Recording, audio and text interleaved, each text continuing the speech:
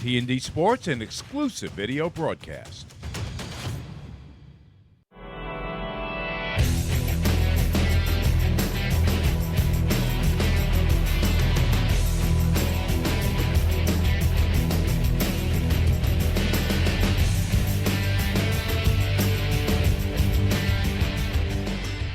Wednesday night in the Big Apple, a look at the Freedom Tower. We're down the road on Long Island from Bill Edwards Stadium, the Florida Vibe. Take on the New York Rise on the All-Women's Sports Network.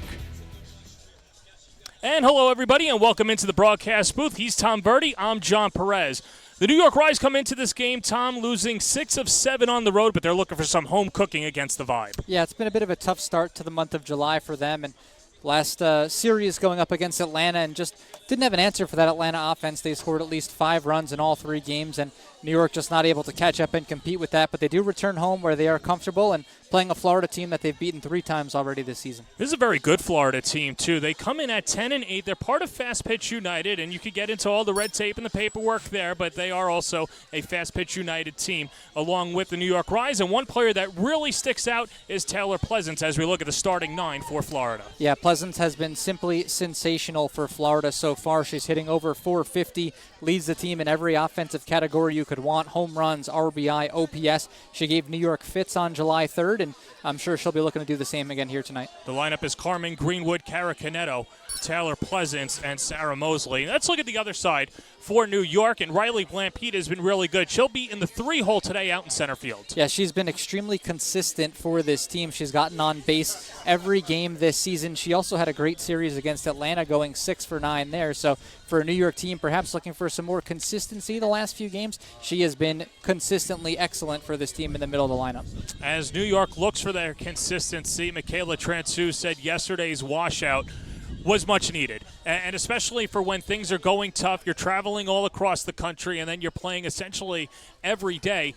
What can you learn about yourselves from a tough road trip, but maybe even just 24 hours of self-reflection? Yeah, I mean, the adversity, I think all players, especially once you get to this level, you're used to it, you've dealt with it, and sometimes you just have to look within, dig deep, and perhaps, again, as you said, having that day off yesterday, get away from the field maybe for a day where you haven't had as much success over the last week or so, and hopefully they'll be feeling refreshed tonight and come out looking for a good start here against Florida. And there you see Florida in their 10-8 overall. They fell to New York in the bronze medal game in the TC Colorado Cup, which took place over the weekend. And then New York went to Atlanta in the 4th of July holiday, and they lost in 3 straight to the Atlanta Smoke. And with that said, this is a New York team that has the talent. It's a team that brings about 98% of their roster back from last year. But I think the one interesting thing, too, and we talked about it in other broadcasts, too, Tom, is that last year it was a team that was full of players that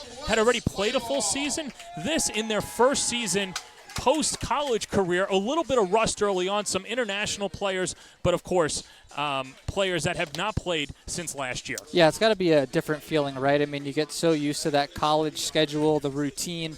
Last year, players going right from a college season straight into this Rise season, and this year now it's a little bit different. A lot of these players hadn't played and trying to figure out what are their training routines, how do they stay sharp, and figuring out the best ways to contribute early on in the season. And so perhaps, again, as you said, a little bit of a tough start, and now looking to get back on track here at home. Kat Sandercock gets the start out of Florida State, the Olympian. She last pitched on June 28th, but she makes her first start today on the 28th against Atlanta. She threw 5 2/3 scoreless innings in relief, only allowed 3 hits, no walks, and 4 strikeouts. She is the complete package, and I know that the rest of the roster was buzzing when Sandercock was officially signed, and she has lived up to the billing. Yeah, I mean, you just look at some of her college accolades. ACC Tournament MVP, Pitcher of the Year, All-American. I mean, she has really done it all at every level that she's competed at, and so they're very excited to see what she can do in the circle and perhaps be a game changer for them with the way she can maybe dominate a game. 2023 Pan American Games gold medalist, a 3.15 ERA, 5 strikeouts in 6 2/3 of an inning. But remember, she led Florida State to the College World Series back in 2023. A fantastic ACC selection. And as we get ready for a team or 2 teams that are smattered with ACC and SEC talent, it should be a fun one, and especially a fun player to watch for Florida as we begin is going to be their leadoff hitter, Carmen Greenwood, who comes out of Louisville. All-American there, and a dynamic leadoff player hitting almost 350. And talk about a player that can get you started. She is certainly one of those here in the left-handed batter's box. Yeah, how about this? An 826 OPS. She's reached base in 8 straight games. And now digs in against Sandercock, and we are ready to go here from Bill Edwards Stadium. And the first pitch of the evening is right down the middle for strike one. First pitch, 7:02. Last time that these two played was back on July 3rd. Greenwood went 2 for 4, scored 2 runs against the Rise. Had 5 hits in the Colorado Cup in 15 at-bats.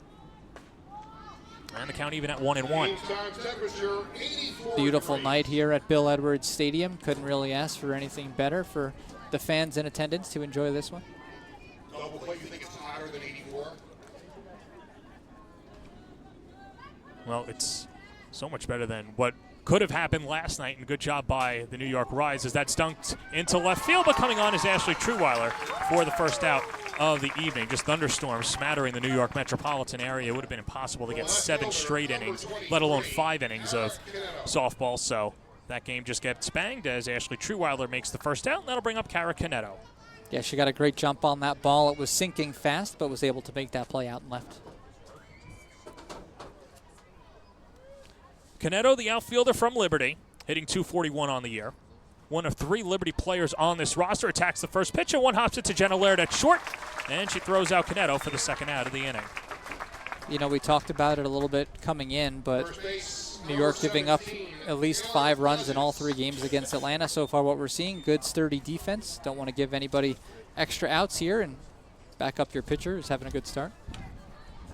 So that brings up the aforementioned Taylor Pleasance out of LSU, who's hitting .458. Softball's already a big ball. It has to look like a beach ball up there for Pleasance. Can't hold her swing and take strike one. And, of course, one of the benefits of getting the first 2 is that she comes up with nobody on base, where, of course, she can do a lot of damage.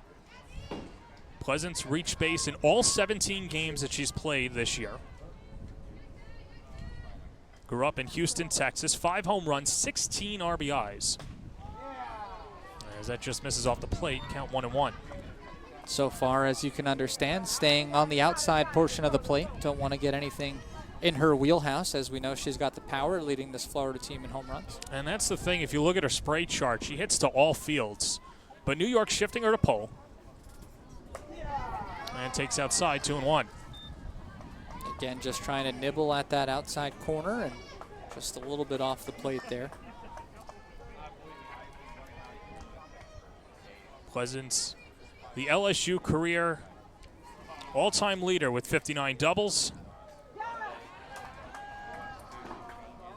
There's that one just off the plate in the count 3-1. But just offensively, I mean, top 5 in career RBIs, 47 home runs as a Tiger. She's really done it all. 60 multi-RBI games. She's got a hitter's count here.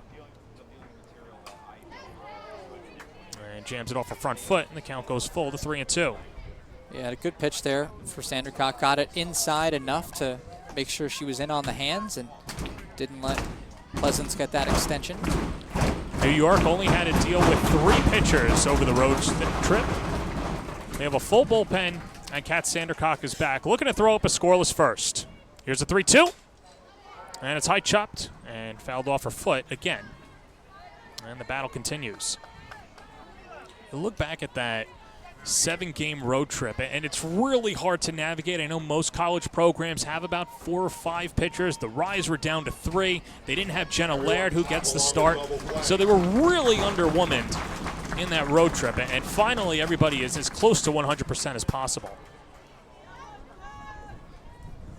Comes a payoff pitch, and Pleasance stays alive.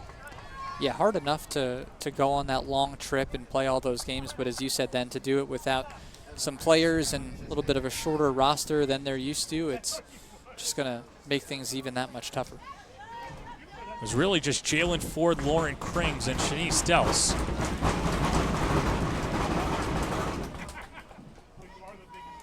No Courtney Weiss, who's back with the team as well. But it's Sandercock in the 3-2. Struck her out. Kat Sandercock with a 1-2-3 top of the first inning.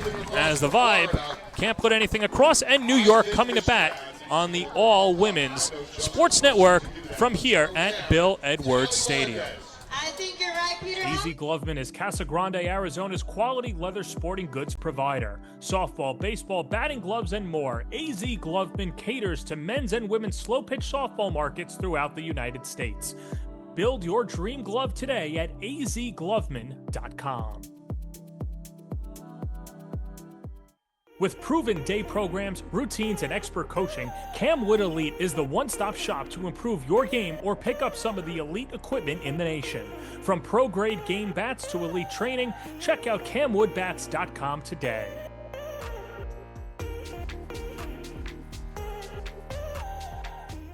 Since 2009, Jen Schroe Catching has been training the game's best catchers. From Olympians to national champions, Jen Schroe Catching is the #1 training source for softball catchers worldwide. Train with the best to become the best. Book a lesson today at jenschroecatching.com.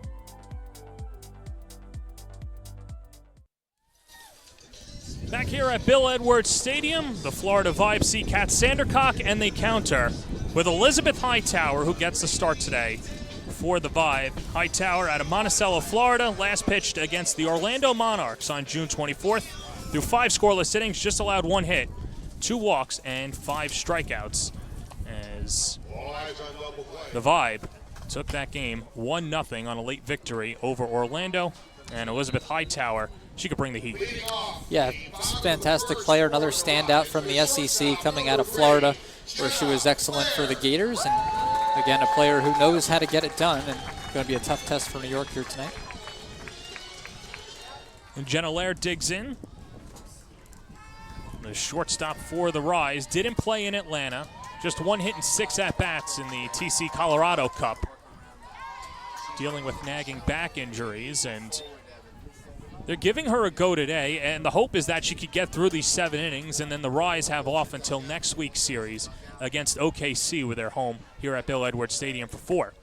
As Laird takes off the plate, and the count is 1-1. Jenna hitting .213 on the year, a home run, 8 RBIs, 3-time All-SEC second-team selection in her second season for the New York Rise. 1-1 pitch. And that's off the plate, and count 2-1.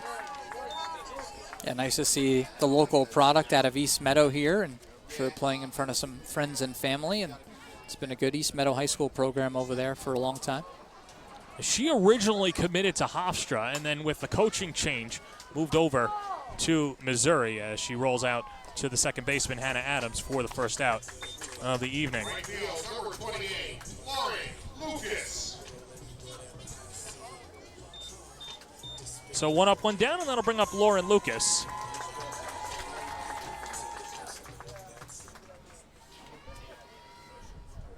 Lucas playing in her first season with the New York Rise. Tough road trip, went 1 for 10. Struck out 5 times in the 7-game stretch. Seeing her batting average dip down to 300.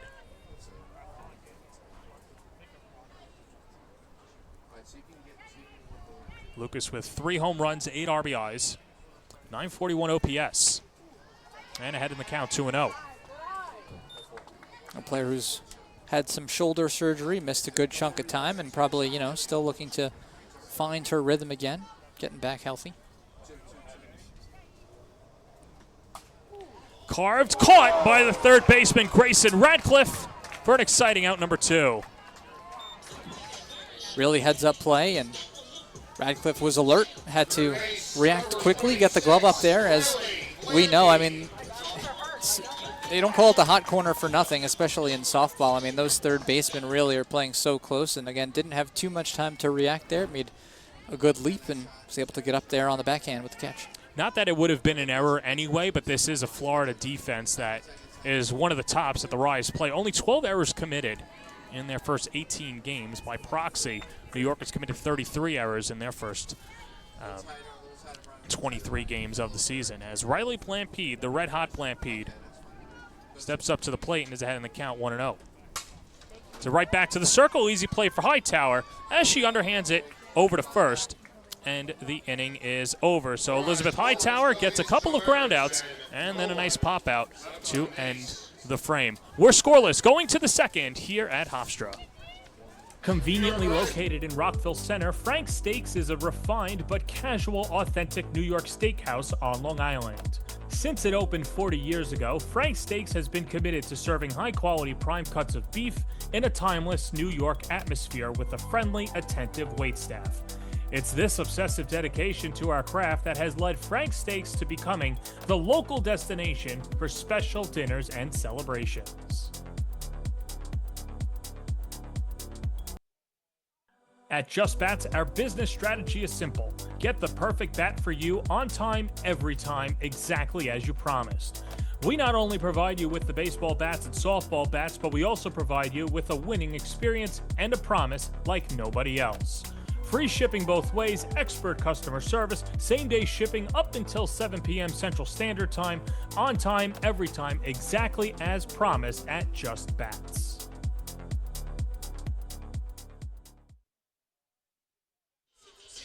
Welcome back to Bill Edwards Stadium. Scoreless, Florida and New York, the vibe and the rise. We didn't get a chance to meet the defense for New York back in the first inning. Like we mentioned, 33 errors spread across. But it's a defense that is really locked in now in the outfield left to right. Ashley Truweiler, Kayla Wadle, and Lauren Lucas.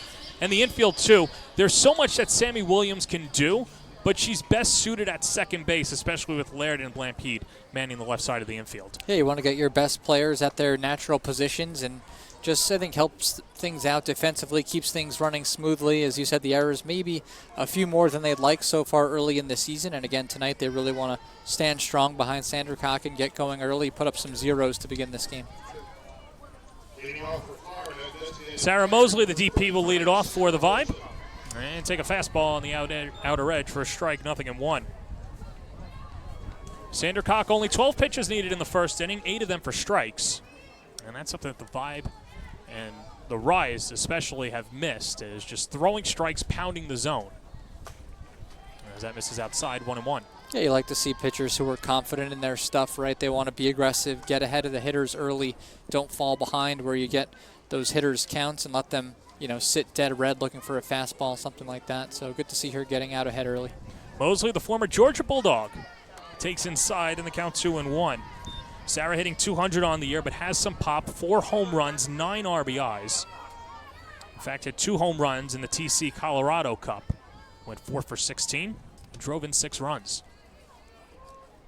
Something about the air in Colorado. Yeah, if you're New York, you don't want to see her getting hot at the right time coming into this series. 2-1, that's launched foul down the left field line. And the count even at 2-2. It gives you a little bit of an idea of the kind of pop that she has. Of course, it was well foul, but she gave that one a good ride out there past that left field fence, it looked like, on the outer edges of the stadium there. She's ranked 3rd best D1 softball third baseman coming into her college career and gets jammed foul off to the left side. So far, that's what we've seen from Sandercock is, trying to get some strikes outside on the outer edge, but then also the ability to come inside, get in on these batters' hands. And she's done it against both the 3 and the 4 hitters now, so she's showing the confidence to challenge some of these big bats. 2-2. She goes around, strike 3. And back-to-back strikeouts for Sandercock. The right fielder, number 15, Rachel Roop. So nice job by Kat Sandercock to retire Mosley, and that'll bring up Rachel Roop.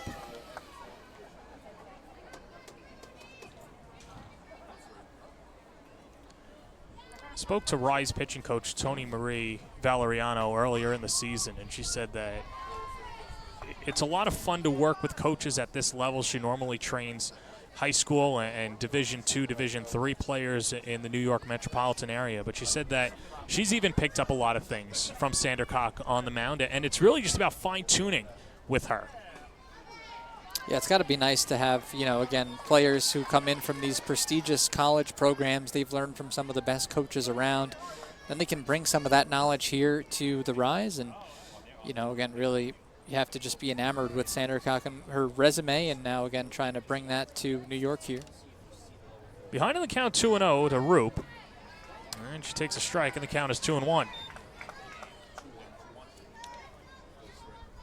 Roop hitting .269 on the year, 4 home runs, 12 RBIs. The CUSA Player of the Year.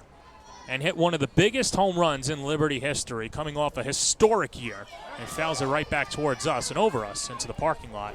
And the count 2-2. What can you say about Liberty this year? Set a new program record with 50 wins, won both the CUSA regular season and tournament for the second year in a row. They knocked off top-ranked Texas A&M in the regional, winning 2 of 3 against the Aggies, and they finished ranked 4th in all major polls. And down goes Roop, and Sandercock is feeling it. 3 straight strikeouts and 2 gone in the second. Yeah, it's not a good sign if you're Florida to see Sandercock feeling confident, throwing strikes, getting strikeouts, fooling batters out there, and getting the job done so far here in the top of the second. So 2 gone, and here's Hannah Adams, the infielder from Florida. And even though they're not in the same conference, there's got to be some rivalry, a Seminole against the Gator. And the Seminole misses low, and the count 1-0. Both of these players playing for Team USA. Adams was a member of the USA Softball Junior Women's National Team, led the team to a World Championship back in 2017. Hitting .319 this summer, and takes a strike, and the count 1-1. Adams known for her glove, 2-time SEC All-Defensive Team selection, and also no slouch with the bat, hitting .319 coming into tonight. This is a Vibe team overall. That's hitting .289, and that's floated foul off to the left side, and the count 1-2. Again, feels like the same story for Sandercock, getting ahead of another batter. Pitcher's count at 1-2, and a chance to try to put Adams away here and end the inning. Sandercock has set down the first 5 batters of her evening and just missed inside. And the count 2-2. Yeah, some of the fans here in attendance thought that umpire was going to ring her up, but just off the plate. Well, everybody's an umpire in the stands, and they've got the better vantage point if you ask them. 2-2 coming. Struck her out. Needed the extra pitch, but got her swinging. Kat Sandercock strikes out the side as she set down 4 batters via the K. We go to the bottom of the second, scoreless here at Hofstra. At Just Bats, our business strategy is simple. Get the perfect bat for you on time, every time, exactly as you promised. We not only provide you with the baseball bats and softball bats, but we also provide you with a winning experience and a promise like nobody else. Free shipping both ways, expert customer service, same-day shipping up until 7 p.m. Central Standard Time, on time, every time, exactly as promised at Just Bats. College planning is a complex, multi-year journey requiring academic and standardized test success, resume building, and sensible college selection, as well as application savvy. Our college readiness services are designed to help you start early, stay organized, and navigate the critical process with confidence.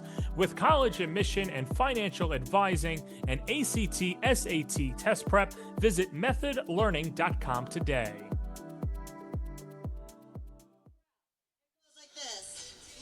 Welcome back to Hofstra, a scoreless game. The Florida Vibe and the New York Rise. He's Tom Verdi. I'm John Perez. A beautiful night for softball here at Bill Edwards Stadium. And let's meet the defense for the Florida Vibe. They've only committed 12 errors this year. They've turned 8 double plays, and a big reason for that is you've got Jillian Sellis and Hannah Adams up the middle, 2 of the quickest middle infielders this side of the Mississippi. Yeah, we mentioned Adams and her defensive prowess at second with the All-SEC defensive nods, and at shortstop, yeah, as you mentioned it, Sellis has been great and a really good defensive unit so far, helping out this pitching staff for Florida, and going to be tough for New York to get the ball through tonight. Well, Elizabeth Highpower didn't have the firepower that Kat Sandercock has, but she only needed 9 pitches, was economical. And she retired the first 3 batters of her evening. It'll be Courtney Day, Carly Spade, and McKenna Smith as Courtney Day takes off the plate for ball 1. First at bat at Bill Edwards Stadium for Day, and it's been a while. These fans have been chomping at the bit to see Day, who has been crushing the ball, hitting .385, 8 home runs, 18 RBIs, and lines it to short, but Sellis picks it off for out number 1.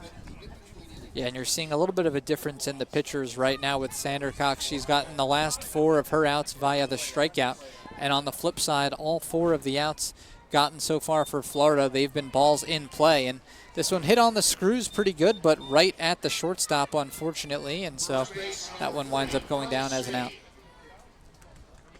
Here's Carly Spade, take strike one on the outside corner. Spade from Chicago, Illinois, went to Miami of Ohio. Second most home runs in NCAA history. And pops it foul right side. And the count 0-2. She's hitting .274 this summer, 4 home runs, 13 RBIs. Second year playing pro ball, was part of Athletes Unlimited last year.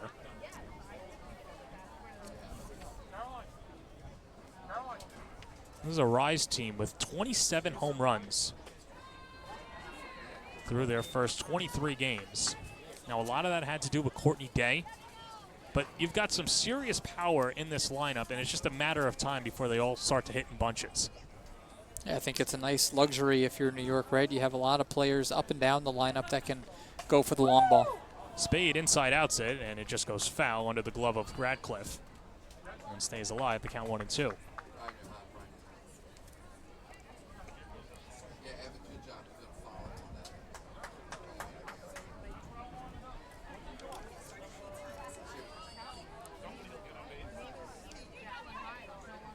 1-2 coming from Hightower in the dirt. And a good stop by Sierra Frazier, and the count 2-2. Good eye there from Spade. Want to stay in the zone. Try to take advantage here. Now work to an even count. 36 home runs in 2024. 4-time All-MAC first-team selection, and hits it on the ground to the right side. Hannah Adams skips it over to first. 5 straight retired for Elizabeth Hightower to start her Wednesday night in Union Bay. Yeah, right idea from Spade, right? That one on the outside half. You want to try to go with it, see if you can knock one into right field, but good defense, well positioned there, and leads to the 4-3 instead. So this will bring up McKenna Smith.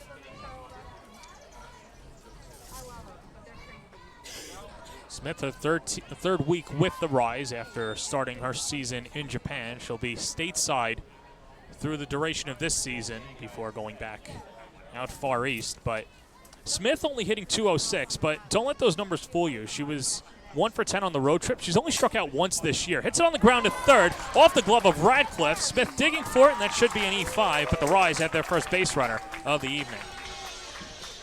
And, you know, when we talk about the difference between the two teams, right, with New York putting the ball in play versus Florida going down by the strikeout, this is what can happen when you put the ball in play. A little bit of an in-between hop maybe kind of eats up the third baseman, and now New York has the first base runner of the game.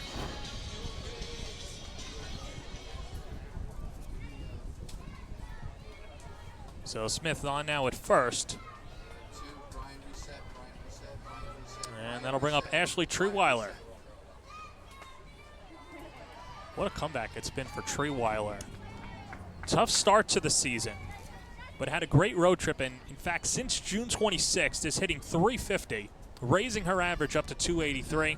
She has a home run and 9 RBIs. And OPS now hovering above 700 at .722.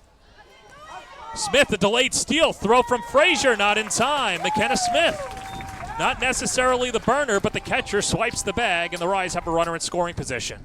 Yeah, you might not expect the catcher to be the player to get down there to second, but one thing you'll have to say about the catchers is that they know how to read the game, and she read this one perfectly and was able to get herself into scoring position with the steal. Great chance for Treeweiler to knock her in now. 2-0. And that's taken for a strike, and the count 2-1. Treeweiler, another player like Smith, who doesn't go down easy. Third highest contact percentage on the team, so she's usually in there taking cuts. Here's a 2-1 pitch. Hit on the ground to second, off the glove of the diving Adams into the center field, a base hit. Smith rounds third, she will score. It's an RBI single for Ashley Treeweiler, and the Rise strike first. 1-0 in the second. Huge RBI single to get New York going in this game, and again, they're hoping with the way Sandercock's pitching that they're not going to need too much run support for her. But that's a great way to get it started. And again, we talked about it, right? Get the ball in play, get on by the error, heads up play to steal that base from Smith, and it pays off with that single up the middle. So we'll bring up the Swiss Army knife, Sammy Williams. who takes a strike on the outside corner, 0-1. Williams 2 for 6 in the series against Atlanta, but she's reached base in each of her last 7 games. And carves it foul off the right side. And behind in the count, 0-2. Williams, like Treeweiler, starting to put it together as of late. Remember, she started the year 1 for 16, had that game-winning solo home run in the home opener, and has excelled ever since. Was the starting shortstop on the road with Jenna Laird out, and now getting the start at second base. 0-2. That just missed. Treeweiler dancing off of first, but no throw from Frazier. Yeah, and you're wondering if New York might look to repeat what they just did, right? To try to swipe another bag, set themselves up for another runner in scoring position type of opportunity here. Here's the 1-2. Williams, she's running. Treeweiler, and she steals the bag, no tag. And that's the 4th stolen base of the year for Treeweiler. Yeah, it was a great decision again. So back-to-back stolen bases, back-to-back now runners in scoring position, and they'll be able to get a good look. She got a very good jump here, running jump, and was going to take basically a perfect throw to get her, and that's not what Florida got. You know, from the naked eye, I was curious why Sellis didn't put the tag on her, but it looks like that throw just came in late, and instead of trying to get the tag, just wanted to keep it in front of her. Yeah, it took kind of a high bounce as well. So, yeah, as you said, I think just making sure she didn't give up another bag there. 3-2 pitch, and that's low, ball 4.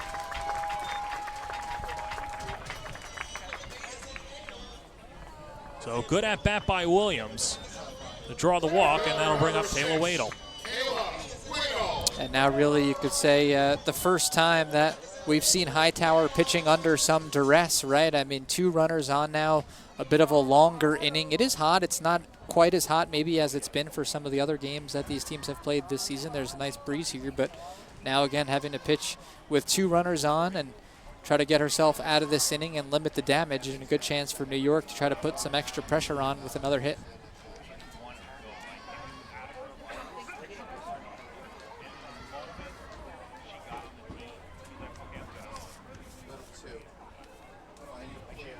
Wadle so far hitting .333 in the month of July.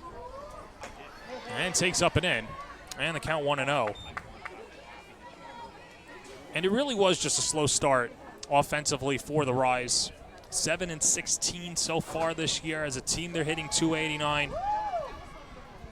Wadle 1 for 5 against Atlanta in the 3 games and takes down and in, ahead in the count 2-0.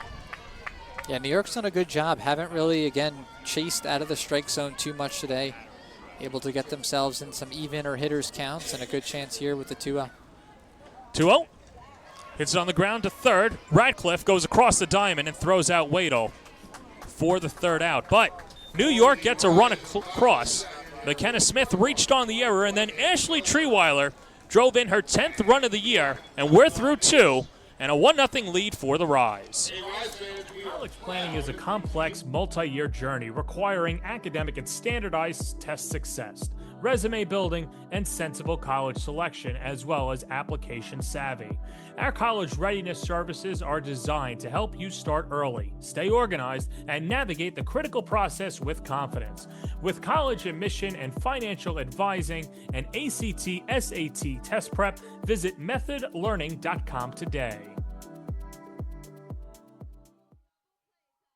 At Just Bats, our business strategy is simple. Get the perfect bat for you on time, every time, exactly as you promised. We not only provide you with the baseball bats and softball bats, but we also provide you with a winning experience and a promise like nobody else. Free shipping both ways, expert customer service, same-day shipping up until 7 p.m. Central Standard Time, on time, every time, exactly as promised at Just Bats. Since 2009, Jen Schroe Catching has been training the game's best catchers. From Olympians to national champions, Jen Schroe Catching is the #1 training source for softball catchers worldwide. Train with the best to become the best. Book a lesson today at jenschroecatching.com.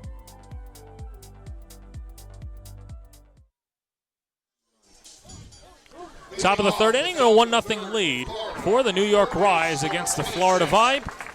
It was originally supposed to be a mini 2-game set. Of course, the Rise and Vibe have gotten a chance to know each other a few times this year, with the Rise taking 3 of 5 from Florida. They've traveled across the U.S. together. They started the year in Kansas City, was last together in Fort Collins in Colorado, and now meeting here at Bill Edwards Stadium with a stop in Bradenton as well.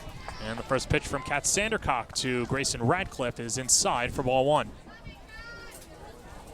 4 straight strikeouts for Sandercock, so she has been excellent getting in that rhythm for New York.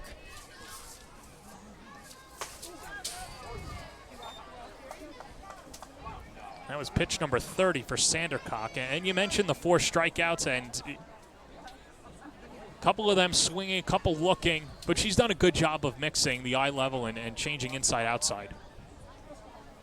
1-1. 2-1. Just missed off the plate there. And yeah, I think, as you said, the inside-outside mix, she's done a good job there. Also got a strikeout with the off-speed. Really got a player out in front last inning, so she's done a good job mixing her pitches, no doubt. Radcliffe ahead in the count, 2-1 in the pitch. And that's popped up right side. Sammy Williams, an easy play. And 7 in a row retired by Sandercock. Start off the ball game, and that'll bring up Sierra Frazier. Yeah, as we said, now only the 3rd ball put in play against her because of those 4 strikeouts. So good job so far, facing the minimum up to this point.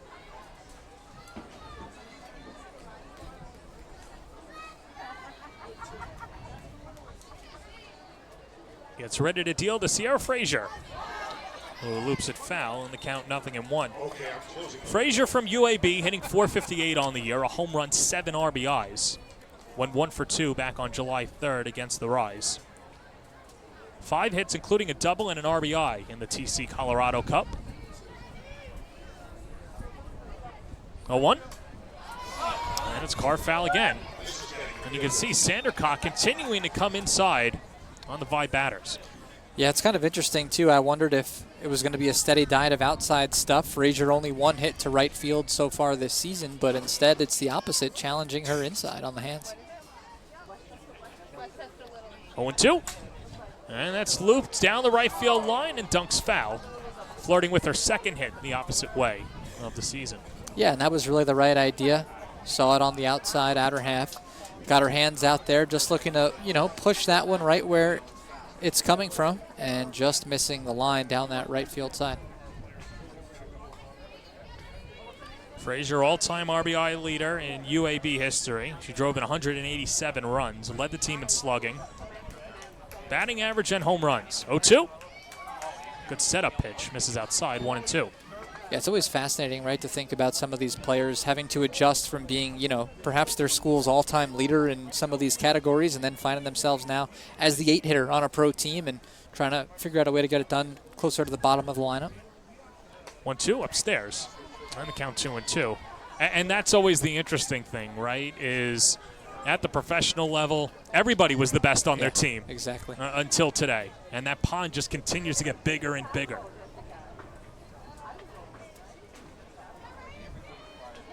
2-2, Sandercock to Frazier.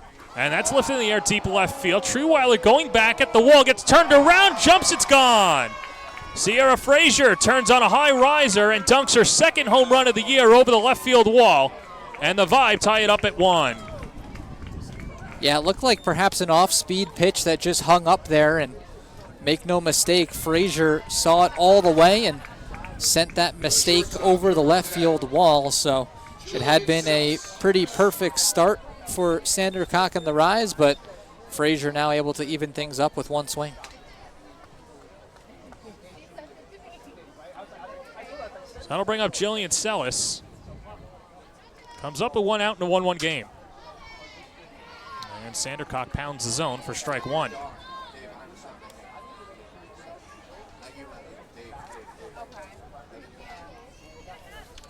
Well, a good start for Sandercock, but Frazier finally able to break through for the Vibe. Now the count 1-1. The 20th home run of the year for the Vibe as a whole. Jillian Sellis with 2 home runs under her belt. Sellis hitting .283 on the year from San Diego State and Washington. Floats it foul, and Sandercock ahead 1-2.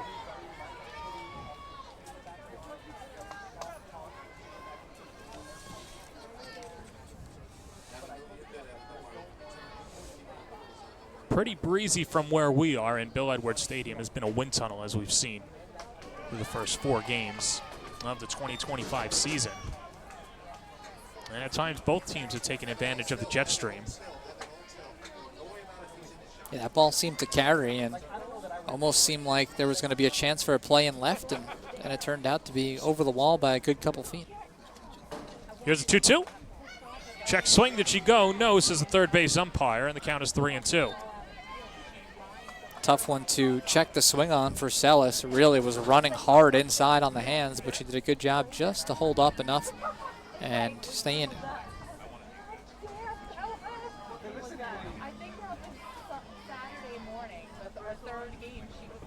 Payoff pitch to Sellis. Little jam shot, rolled to short. Laird charges, fires to first, and throws out Sellis for the second out of the third.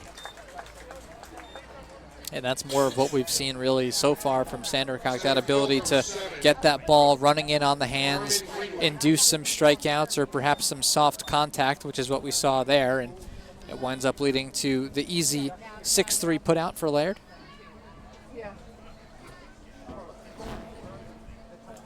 Back to the top of the order, and it's Carmen Greenwood. 0 for 1 and fouls it off the glove of Smith for strike 1.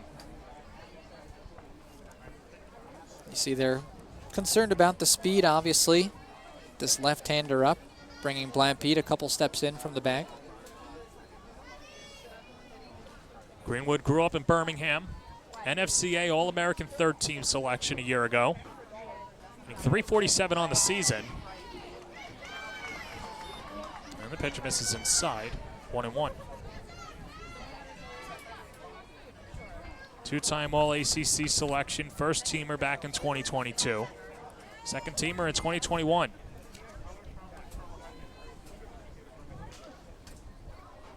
And the 1-1. Outside, 2-1. Perhaps what you'd expect from a leadoff hitter, right? Usually coaches like someone disciplined up there. They want to make the pitcher work and give themselves a chance to start off with a runner on base. She was not enticed by that outside pitch. Came into tonight with an 8-game on-base streak. And ahead of the count 3-1. Yeah, just again refusing to chase that one again. 2 of those running hard inside, and didn't feel the need to go around on that one, so she's put herself in the driver's seat here.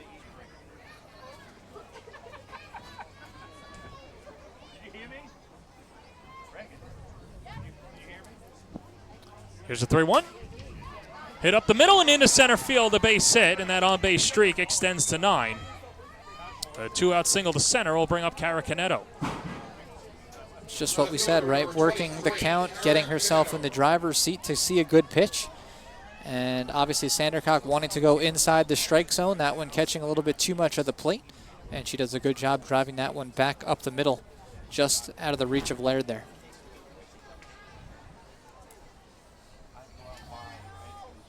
So here is Canedo. Led the team in hitting at Liberty last year. Goes the opposite way. Deep left field. That's out of here. Second home run of the inning. It's a 2-run shot for Kara Canedo. And the Vibe go up 3-1. You know, that I think was a good example as well of another ball just kind of in that wind tunnel, as you said. I mean, off the bat, I wasn't sure if it had enough legs to go the distance, but it just kept carrying and carrying out there to left field. As we'll get another look at it here, but the back-to-back left-handers at the top of this order for Florida getting it done. First the single up the middle, and then the opposite field home run. I mean, that is not easy to do, and good job by Canedo to put that one into the left field seats. Third home run of the year, now 11 RBIs on the season.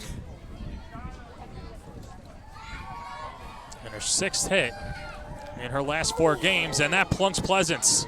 And the inning continues.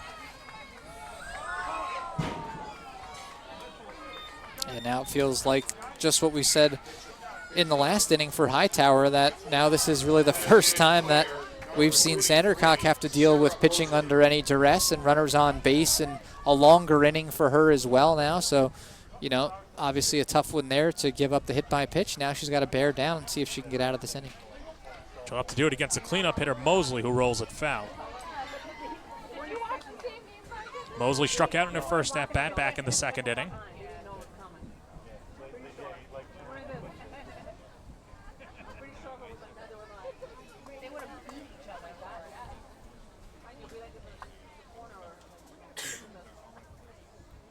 Sierra Frazier, Kara Canetto each going deep against Kat Sandercock. And the count now 0-2.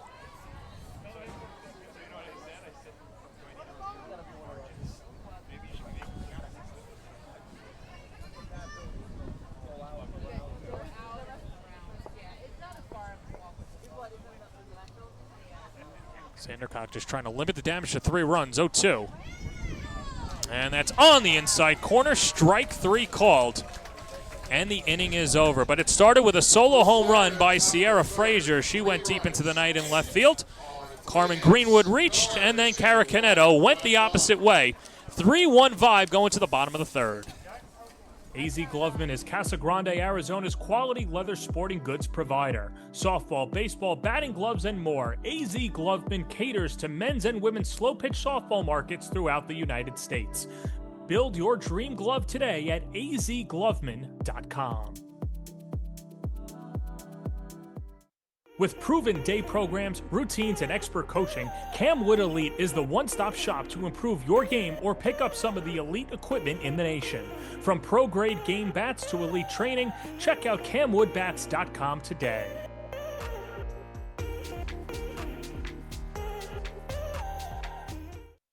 Conveniently located in Rockville Center, Frank's Steaks is a refined but casual, authentic New York steakhouse on Long Island. Since it opened 40 years ago, Frank's Steaks has been committed to serving high-quality prime cuts of beef in a timeless New York atmosphere with a friendly, attentive waitstaff.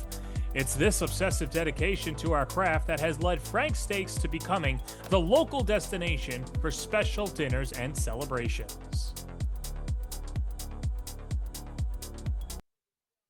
Since 2009, Jen Schroe Catching has been training the game's best catchers. From Olympians to national champions, Jen Schroe Catching is the #1 training source for softball catchers worldwide. Train with the best to become the best. Book a lesson today at jenschroecatching.com.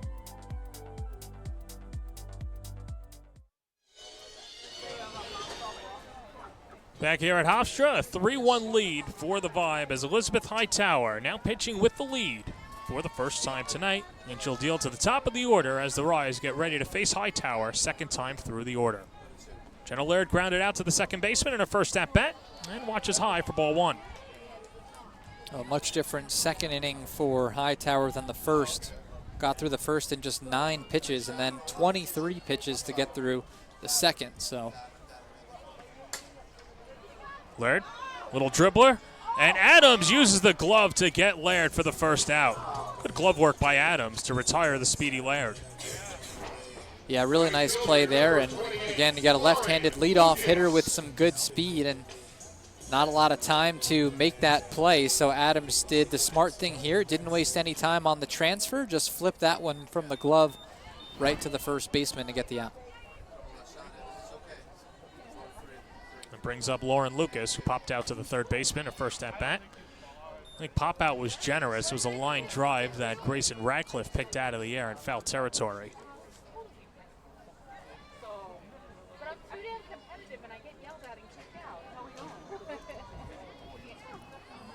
Two big flies for Florida last inning. These teams combined for 5 home runs in Colorado back on July the 3rd. So New York will be hoping to answer Florida's too with perhaps a couple of their own here today.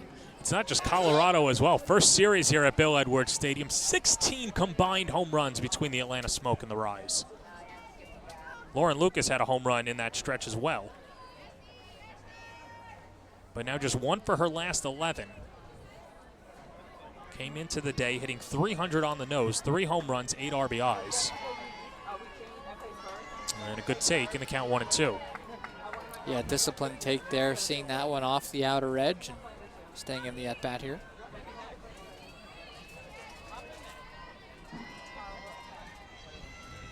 Here's the 1-2. And a good take again in the count 2-2. Yeah, same situation there. Just Hightower looking to get her to chase a little bit off the plate. Good discipline from Lucas.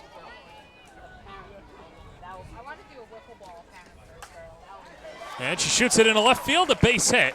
And Laura Lucas with a one-out single to the opposite field.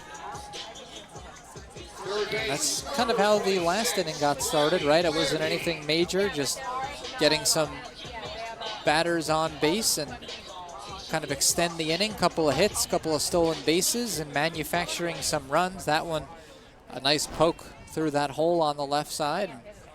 See if they can get it started. Who else would you rather have up with a runner on base right now than Blampede? For the Rise, nobody. She goes the opposite way, deep down the right field line, and Roop makes the catch. Rachel Roop robbing Riley Blampede of an extra base hit for an exciting out number 2. Yeah, that one was driven well. Pitch on the outer half. Blampede gives it a good ride out to right field, and you can see Roop got a great jump on it. There was no hesitation whatsoever, chasing that one down about as far as you can go inside this ballpark towards the foul pole. 2 outstanding plays by 2 corners. One by the third baseman, now the right fielder, Roop. As Courtney Day ahead in the count, 1-0. He popped out to the shortstop, Sellis, last inning. 0 for 1 on the day. Gets a piece of it and slashes it foul, 1-1. And as you said earlier, another player with long ball power, 8 home runs on the year for Day, 10 extra base hits. So a player who can certainly do some damage with one swing. Awaits the 1-1. 2-1. I'd be surprised if Lucas was overly aggressive here. You don't want to get yourself thrown out. Of course, a runner on base right now for your cleanup hitter. 2-1 coming. That's upstairs in the count, 3-1. Yeah, sorry, go ahead.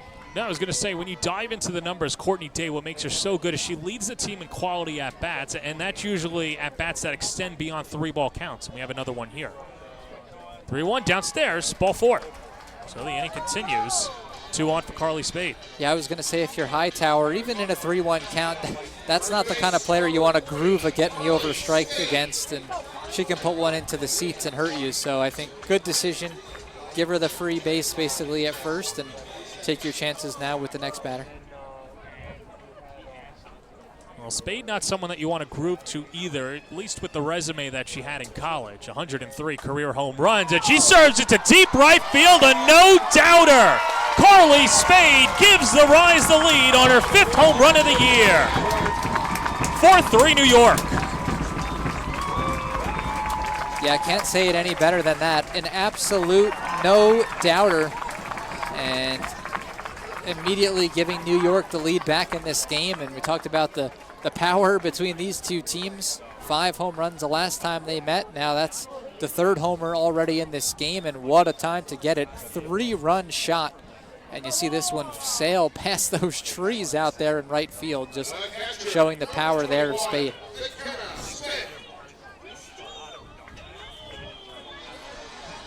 So now 5 home runs for Spade.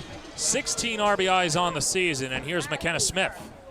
Her ground ball to third is what got the run scoring for the Rise as she reached on an error and carves the first pitch foul towards the Vibe dugout. 0-1. Yeah, and again, similar in a way to that second inning, right? Putting together some quality at-bats, getting some traffic on the bases. That led to some good things in the second. And a pretty similar script here in the third, a hit, then a walk, and then that big home run. Pitch dives low, and the count 1-1. Yeah, it was Smith that got it all going back in that second inning. Getting on the E5, stealing a base, turned into the first run for New York. Smith drives it way foul down the left field line, but turned on it. Almost had an oncoming car. I think that's what the crowd was oohing and eyeing about. We've seen a couple of long foul balls as well, especially down that left side into the parking lot here at Bill Edwards Stadium. Smith trying to extend the inning, behind in the count 1-2. And she gets hit with it. So first batter that's hit for the Rise as she reaches base. And that'll bring up Ashley Treeweiler. Left fielder, number Yeah, this now becoming another long inning here for Hightower, and we'll see what happens here. It looks like they're going to have a chat and see if her day might be done here. Yeah, that should be it for our pitcher, Elizabeth Hightower, as we welcome you back into the broadcast booth. He's Tom Birdie. I'm John Perez. And Tom, Elizabeth Hightower, a good start, but then the errors, the home runs, it just might be a little bit too much for her. Yeah, a couple of innings that sort of spiraled out of control. Right in that second inning, it was an error that sort of got things going for New York, a stolen base, a single. The inning just kind of kept going. Sort of a similar script here. One single, then a walk, then gives up the big fly, and now a hit batsman. So just a situation where she can't seem to get out of the innings, whether it's 1 out, 2 outs. A couple of times she's had chances, but understandably now you might see the end of her day. And for New York, you have to give them a lot of credit for the way that they've put together some good at-bats. You know, again, getting on base, taking advantage on the base paths, and then, of course, that monstrous big fly from Spade. That's the difference in the game right now. And it looks like it'll be Emily Kirby-Nagel coming on, the southpaw for the Florida Vibe. And, you know, it goes without saying, second time through the order normally favors the hitters, and both teams exuding that. Yeah, and again, you talk about these two lineups. Both of them have a lot of talent, a lot of players really 1 through 9 that can do damage, and players with tremendous college experience who have been outstanding hitters for their careers, and tough to get through these lineups. And as you said, second time through, players start to get a better idea of what the pitcher wants to do out there. And so now Florida going with a different look, bringing in the left-hander, and we'll see if that can change their fortunes here in the circle. And at the softball level, there's no 3-batter minimum.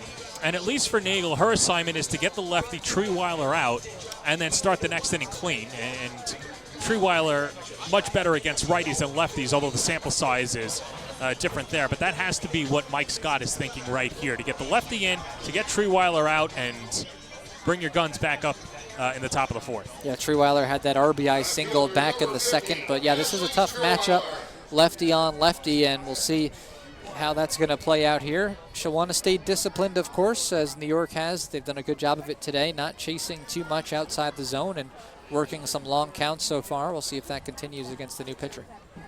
Treeweiler banged a single to center field in her last at-bat. It was an RBI single. Also stole a base. And it takes low for ball 1.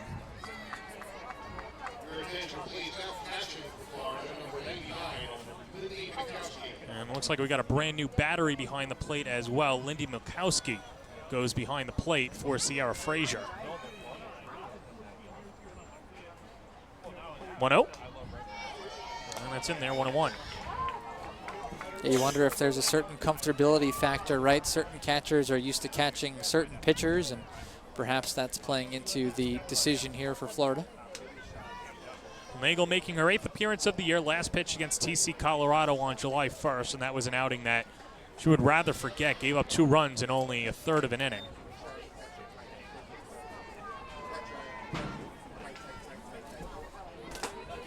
There's Milkowski behind the plate. And you're right, sometimes you just wonder with Milkowski behind the dish if there is that comfortability, and you could always re-enter as well in softball, so it's not as if Frazier's day is completely done. Treeweiler pops it up, shallow center. Hannah Adams makes the catch, and the inning is over. But Lauren Lucas started off with a single to left field, a Courtney Day walk, and then Carly Spade launched a 3-run home run to give the Rise a 4-3 lead going to the 4th here at Hofstra.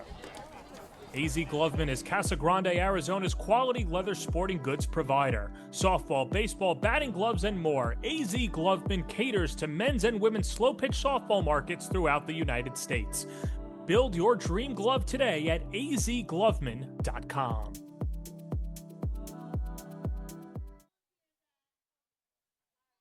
With proven day programs, routines, and expert coaching, Cam Wood Elite is the one-stop shop to improve your game or pick up some of the elite equipment in the nation.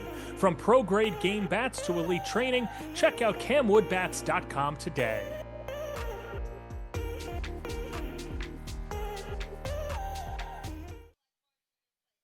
Since 2009, Jen Schroe Catching has been training the game's best catchers. From Olympians to national champions, Jen Schroe Catching is the #1 training source for softball catchers worldwide.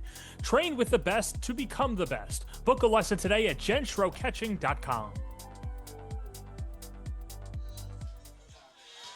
Welcome you back to Bill Edwards Stadium, and we welcome you into the press box. And the man that got all of this started here, not just at Hofstra, but on the All Women Sports Network. We're joined by New York Rise owner Jeff On. And Jeff, bombs away last inning. I mean, that's got to be exciting to watch. I'm excited. Carly Spade, second all-time in home runs for Division I. Going oppo, she has tremendous power the other way, and we needed it. We needed a 3-run bomb right there. We're down. Now we got the lead, so I'm excited about that. Tell us a little bit about how you met Carly, how you got her involved. Carly, yeah, she was with AU last year. So she gave me a call. She didn't get drafted, and she gave me a call, and I was like, we're kind of full, but she's so versatile, and she's Carly Spade. I took the call, and I said, Carly, I'm only talking to you because you're Carly Spade, but we'll find a spot for you. And she's been so great at first base. She just filled that spot perfectly.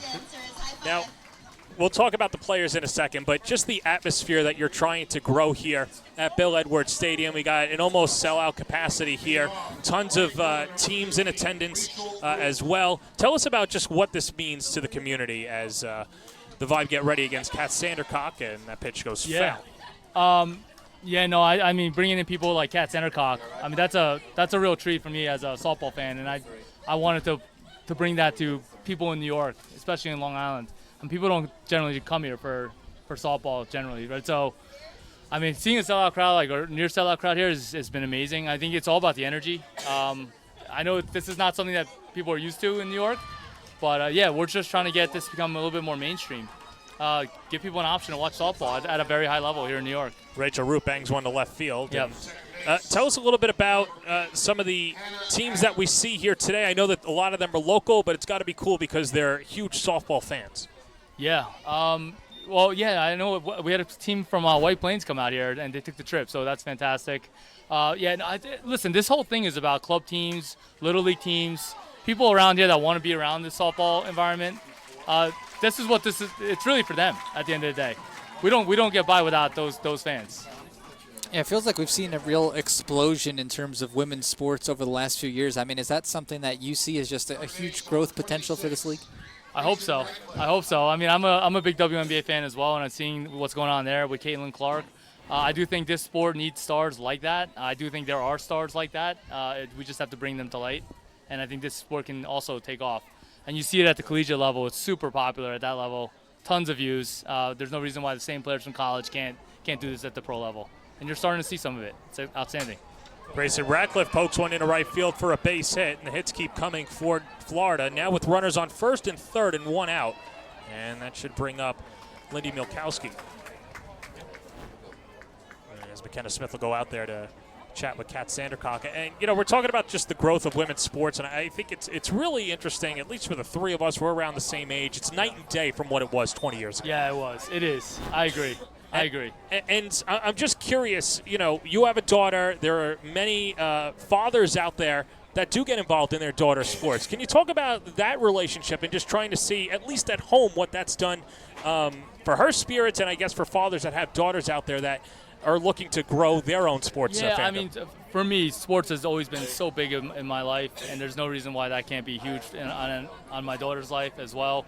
I think it rounds people, right? You can grow from winning and losing in sports. You can grow from the highs and the lows. If you could do good in school and bad in school, but you have sports, it's something else to kind of hedge your life around. And I feel like there's so many valuable lessons you can learn. But I just think sports in general is just so positive. It's positive for people of all ages, not just women or girls, also boys as well. I mean, it's just a really good outlet for people. Yeah, I mean, it feels like for so long, right, maybe on the girl side, they didn't have a player on the pro side to look up to, right? Maybe 100%. They were seeing... I mean, listen, that's why I'm doing this. Yeah. I think people need to see women at this level beyond college and say, hey, there's no reason why I can't do this. I can continue to play at a very high level. And look up to, have role models. You don't have to be the skinny person on a magazine. You could actually be, awesome because you're hitting balls 300 feet and you're just whatever size. That's kind of what I want to do. I want to create a positive image for people of all sizes as well. Delayed steal, and Rachel Rube's going to come in, and good throw from Smith, but good speed. First and third situation there, huh? Yeah. Yeah, something that the teams, I'm sure, work on, right? You want to try to come and get that ball maybe in front of the bag so you can get that one home quicker, but the throw a little bit high, and maybe that just took a little bit, that extra half second longer to get it back to home, and by that time the runner is sliding in safely. Yeah, really well executed at third. There's Lindy Milkowski coming in. I'll tell you this, we play the Vibe a lot because there's not that many options of different professional teams, and it feels like every game we play against the Vibe is a close one. And it's always exciting against them. They always bring it as well. Here's the 0-2 count to Milkowski, and she floats it foul down the right field line. Well, that's the one thing that I wanted to bring up to you is that last year there were 4 teams in this league. Now you add a couple of new opponents, whether it's the Atlanta Smoke, you're getting the Orlando Monarchs that are coming in the last homestand. But the Vibe seems to be like, this kind of seems like a family affair because of the amount of times that you guys play. But what does it say about you and the relationship that you have with the Vibe and both of your initiatives to just grow these two fan bases and markets? Ryan Moore is the owner of the Vibe. He is he also runs the Florida Gulf Coast League and these collegiate leagues, and he's trying to unite youth, collegiate, as well as pro. Ooh, that was a close one there. But he's really got his mindset in the right way. I think he's just trying to find outlets and try to grow this game in whatever way he can. We talk all the time. We text all the time, late all hours of the night, figuring out what's the best way to bring this game out, in New York, in Florida, wherever it makes sense to bring, some of this talent. But yeah, no, we love working together and trying to grow this. 2 gone for Jillian Sellis. So one way that you can grow it is that there is a clinic tomorrow. That's right. At T2. Tell the fans a little bit about that. So it's not just about playing games. I also think a lot of this has to do with connecting with the community. And so and there's a ton of softball talent. Just look around here. There's clubs here, Little League teams. They want to go to these clinics. They want to learn from some of the best players out there. And so we were initially going to do it outdoors. Nassau County arranged for Mitchell Field to be available, but it looks like there's going to be some inclement weather. So we're going to bring it indoors to T2 facility. It's in Farmingdale. There's still some spots available for anyone interested. We're also going to try to do one more clinic at the end of the summer, just to get just give access to our players, some of the youth players here, and they're really just a really good experience. They sign autographs afterwards. They give tidbits. They share their war stories, and they learn a lot of tips on how to play this game at a high level. One player that was part of softball camps growing up, especially from Long Island, now playing on your team, Jenna Laird, the 2-1 count, and that's in there 2-2. Just speak a little bit to adding Jenna. I know that she was from Mizzou, originally committed to Hofstra, but it's got to mean something to have a hometown kid here. Oh, Jenna's great. I mean, she was plan A from the start. When we were going to start this, I was talking to her father, Jimmy Laird, as well, and he's a super big softball fan. Also, really great coach in Long Island as well. But yeah, we're having somebody like Jenna shows that people from New York can get out and actually play at a very high level. Whether it be she went to an SEC school, but it's I think she's a role model for a lot of people, and it's really good to see her back on the field because she was battling some back issues, and so having her at shortstop is just tremendous for this team. Well, that's taken in there. Strike 3 called. Florida ties the game, but now Sandercock with 6 strikeouts. Jeff, we thank you for your time. Yeah. Thank you for everything here. And I appreciate you guys. Yeah, thank you so much for having me. That's Jeff on. And one more time, you can sign up for the clinic tomorrow at T2 at thenewyorkrise.com. We'll be back right after this. Thank you. See you. Conveniently located in Rockville Center, Frank's Steaks is a refined but casual, authentic New York steakhouse on Long Island. Since it opened 40 years ago, Frank's Steaks has been committed to serving high-quality prime cuts of beef in a timeless New York atmosphere with a friendly, attentive waitstaff. It's this obsessive dedication to our craft that has led Frank's Steaks to becoming the local destination for special dinners and celebrations. With proven day programs, routines, and expert coaching, Cam Wood Elite is the one-stop shop to improve your game or pick up some of the elite equipment in the nation. From pro-grade game bats to elite training, check out CamWoodBats.com today.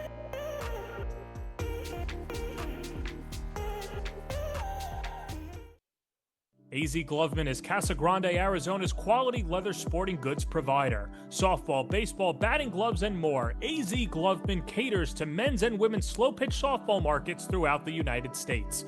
Build your dream glove today at azgloveman.com.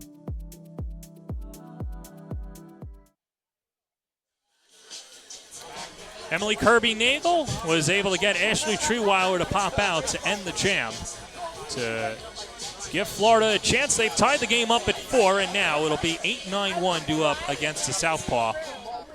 And your thoughts? I know it was a limited sample size, but how about Nagel coming in and shutting out the Rise? Yeah, I think, exactly. She did what we talked about, right? Bring her in, try to take care of the left-hander, start the next inning with a clean slate. She was able to get it done against Treeweiler, and so now has a chance to go and work against 8-9-1. And, of course, bottom of the lineup, you think you want to be aggressive, attack these hitters, and see what you can do here. Elizabeth Hightower's off the hook. Sammy Williams takes up and in for ball 1. Hightower went the first 2 2/3, gave up 4 runs, 3 of them earned.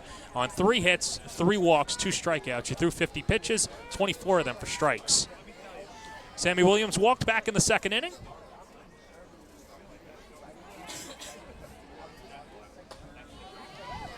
And that pitch just misses, 2-0.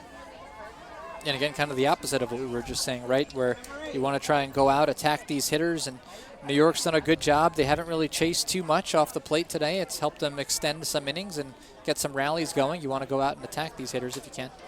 Williams shoots it into right field, and on the run is Roop to pick it out of the air for out number 1. A much easier play for Roop than the last time that she had a ball hit to her. Yeah, I was just thinking that. I mean, the last time she had to react and go back so quickly to the wall to make that great catch against Blampede. This time, instead, having to come in. And you have to give her credit, too, right? She got a great jump on it. No chance that that ball was going to drop in front of her because of how quickly she reacted and able to make the catch running in. Kayla Wadle takes a first pitch strike, 0-1.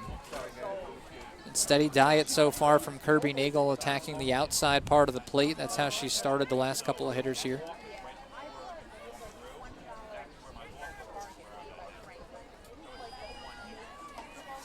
Wadle with a ground out to third in her last at-bat, 0 for 1. Hitting .302 on the year, no home runs, 5 RBIs.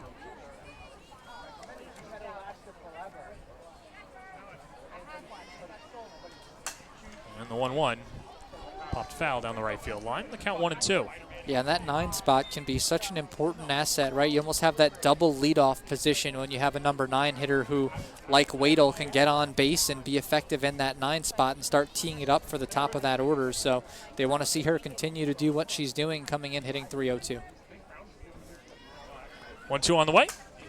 And that slash foul down the right field line. And you see New York at least going with the pitch, and that's something that they've been working on, the approach changing differently. They're not the all-or-nothing team that they were at the beginning of the year. In fact, they're really not a team that strikes out that often. Yeah, you don't want to get too, reliant on the big fly. I know that's kind of the way a lot of the game has gone, especially we see it on the pro baseball side.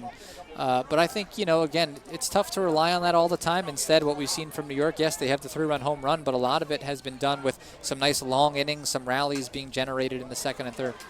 Nagel knocks it down. This should be an infield single for Wadle. And the Rise have a 1-out base runner, 4th hit of the night for New York. Yeah, she got a really good piece of that one, and a difficult play for the left-handed pitcher, as we'll get another look at it here, but trying to reach across her body there, which was a little bit unnatural for her, and able to knock it down, but still winds up getting past her, and then no chance for the shortstop coming in. So a good chance to set it up now for the top of the lineup. Well, here is plan A. Jenna Laird back in the lineup. Couple of ground outs to the second baseman and takes strike 1 against Nagel.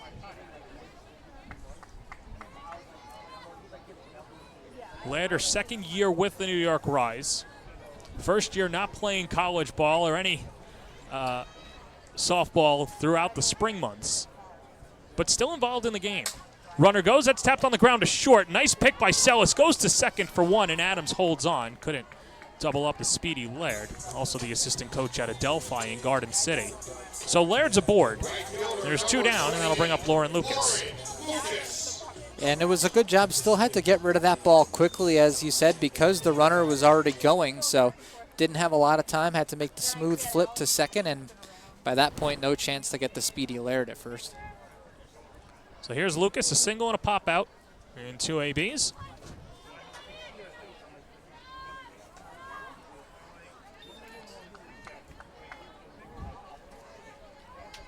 Lucas from Little Elm, Texas. 3-time All-AAC. First year playing pro ball. And the 1-0. And the Shocker takes high, 2-0. Putting you on the spot here, but Wichita State, the Shockers, has to be at least a Mount Rushmore nickname in all of the nation. I know there are the Banana Slugs. Any that come to your mind? The Gauchos, I think that's definitely one of my favorites. I've always loved the Runnin' Rebels. Yeah, that's good. Now, I thought the biggest missed opportunity, out on Long Island at least, was when LIU merged from Post to just LIU and turning into the Sharks. And the Sharks are the most common nickname amongst Long Island high schools and colleges in the area. As Lucas drives into the gap at right center field, falling fast, it's off the wall, and an extra base hit. Laird rounds third, the relay throw coming from Adams, not in time. An RBI double for Lauren Lucas, and the Rise go up 5-4. Really good swing there by Lucas for that RBI double, sending it all the way out into that right center gap, this one landing at the base of the wall. And of course, with 2 outs already, Laird was going all the way on contact, and she's able to get around and score standing up, actually. Maybe a little bit closer than she initially thought it might be, but still in standing. 6th extra base hit of the year for Lucas. As Lauren's driven in 9 runs, and that'll bring up Riley Blampede, hitless in 2 at-bats. And takes down and in for ball 1. Gave it a ride to the corner out in right field, but Rachel Roop was able to track it down.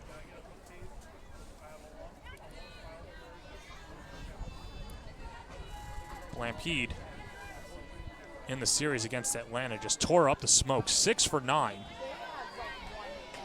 In their time down in Atlanta.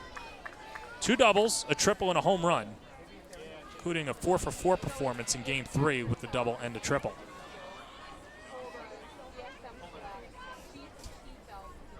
One coming. And a good pitch by Nagel, and the count 1-2. And again, her on-base streak on the line, of course. 0 for 2 up to this point, and has reached safely in every game she's played so far this season. Including a 4-game hitting streak, but you're right, 23 games she's been on base. It's a roller back to the circle, and Nagel uses the glove to get Blampede, and the side is retired. But an RBI double by Lauren Lucas, and New York goes in front 5-4. AZ Gloveman is Casa Grande, Arizona's quality leather sporting goods provider. Softball, baseball, batting gloves, and more. AZ Gloveman caters to men's and women's slow-pitch softball markets throughout the United States. Build your dream glove today at azgloveman.com. College planning is a complex, multi-year journey requiring academic and standardized test success, resume building, and sensible college selection, as well as application savvy. Our college readiness services are designed to help you start early, stay organized, and navigate the critical process with confidence. With college admission and financial advising and ACT, SAT test prep, visit methodlearning.com today. At Just Bats, our business strategy is simple. Get the perfect bat for you on time, every time, exactly as you promised. We not only provide you with the baseball bats and softball bats, but we also provide you with a winning experience and a promise like nobody else. Free shipping both ways, expert customer service, same-day shipping up until 7 p.m. Central Standard Time, on time, every time, exactly as promised at Just Bats. Since 2009, Jen Schroe Catching has been training the game's best catchers. From Olympians to national champions, Jen Schroe Catching is the #1 training source for softball catchers worldwide. Train with the best to become the best. Book a lesson today at jenschroecatching.com.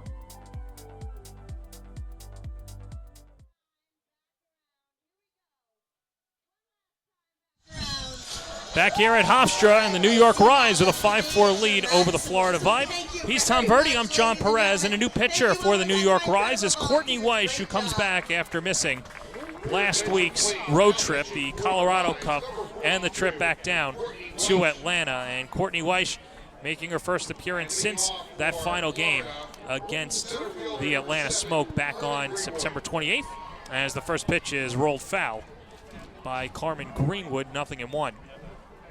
Yeah, nice to have a fresh arm who, hasn't had to pitch in a little while here for Weish, and see if she can use some of that freshness to her advantage, go out and attack these Florida hitters.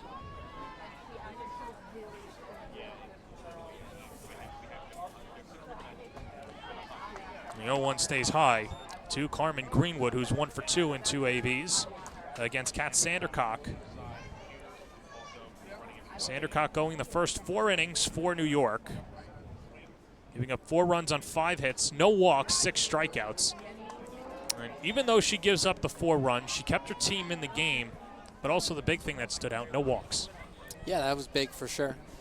Mostly we saw her attacking the hitters, throwing strikes early and going right at them, didn't want to issue any free passes.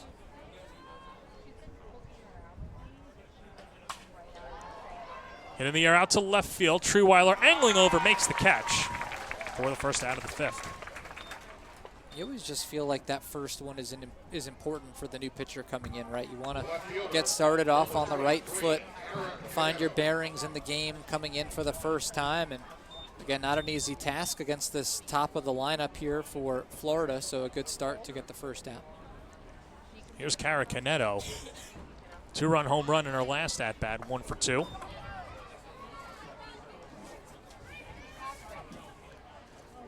Canedo was only hitting .241 coming into the game, but now with 3 home runs and 11 RBIs on the season, and Florida is hoping that that home run can spark Canedo.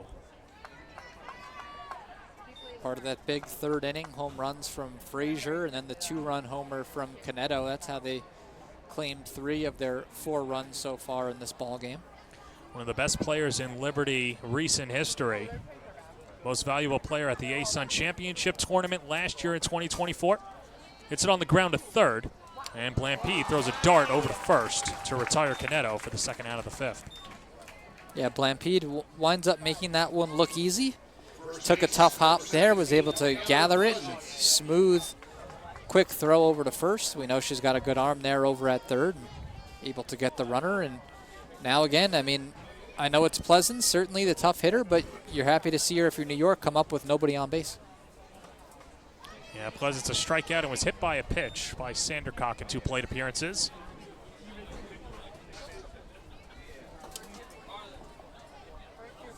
Still a fun matchup regardless. Weish likes to bring the heat.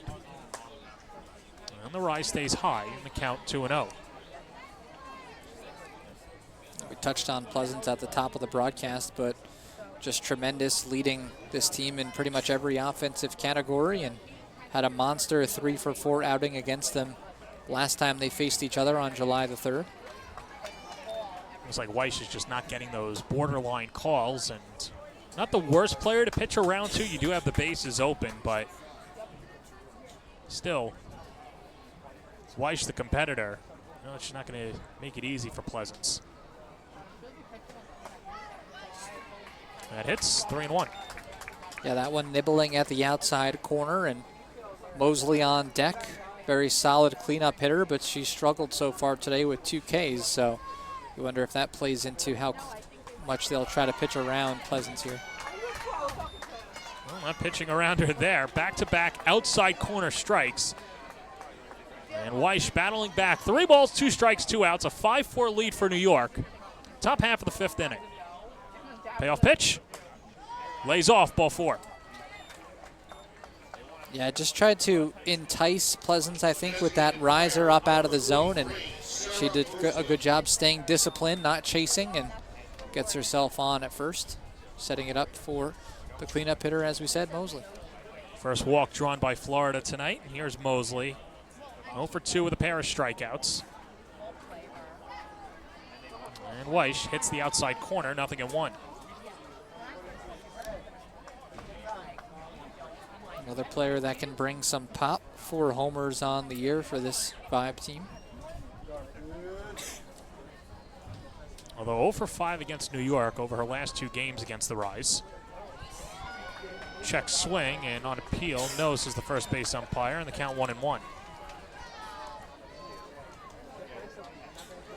We saw Sandercock really going at her in on the hands. You wonder if they'll kind of stay with that strategy here and keep challenging Mosley inside. Well, went below the knees on that one, and the count 2-1. And again, we talked about Sandercock. She was staying ahead of hitters. You don't want to find yourself falling behind if you're Weish, especially against some of these dangerous 3-4 hitters here for Florida. 2-1. Popped right side. Easy play for Sammy Williams, who hauls it in. And the inning is over. Courtney Weish works around the 2-out walk and throws up a scoreless fifth as we go to the bottom of the fifth. 5-4 New York. At Just Bats, our business strategy is simple. Get the perfect bat for you on time, every time, exactly as you promised. We not only provide you with the baseball bats and softball bats, but we also provide you with a winning experience and a promise like nobody else. Free shipping both ways, expert customer service, same-day shipping up until 7 p.m. Central Standard Time, on time, every time, exactly as promised at Just Bats.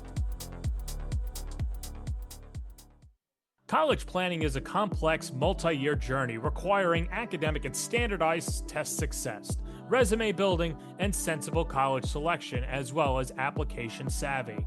Our college readiness services are designed to help you start early, stay organized, and navigate the critical process with confidence. With college admission and financial advising and ACT, SAT test prep, visit methodlearning.com today. With proven day programs, routines, and expert coaching, Camwood Elite is the one-stop shop to improve your game or pick up some of the elite equipment in the nation. From pro-grade game bats to elite training, check out CamwoodBats.com today. For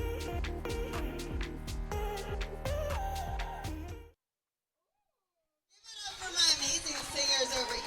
Bottom of the fifth inning here at Bill Edwards Stadium in a 5-4 lead for New York over the Florida Vibe. New York with a run in the second, 3 in the third, and 1 in the fourth. Then the new left fielder out of Virginia Tech is Emma Ritter, 2024 NFCA First Team All-American, and known for her defense. Florida employing their no-fly zone in the late innings.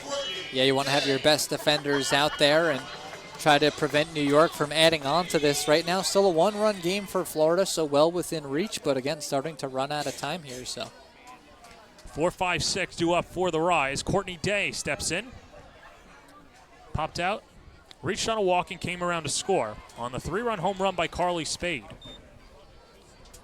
Seen a few long balls tonight. Spade with a 3-run home run, and on the other side for Florida, a solo shot by Sierra Frazier and Cara Canetto.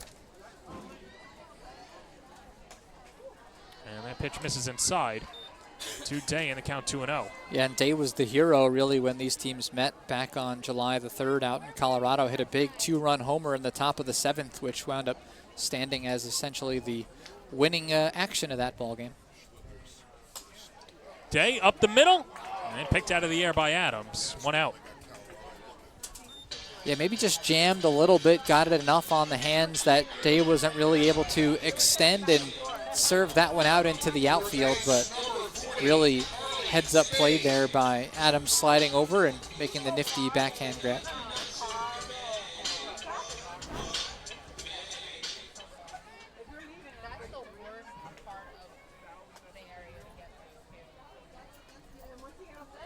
Here's Carly Spade, a 3-run shot in her last at-bat, and takes off the plate for ball 1.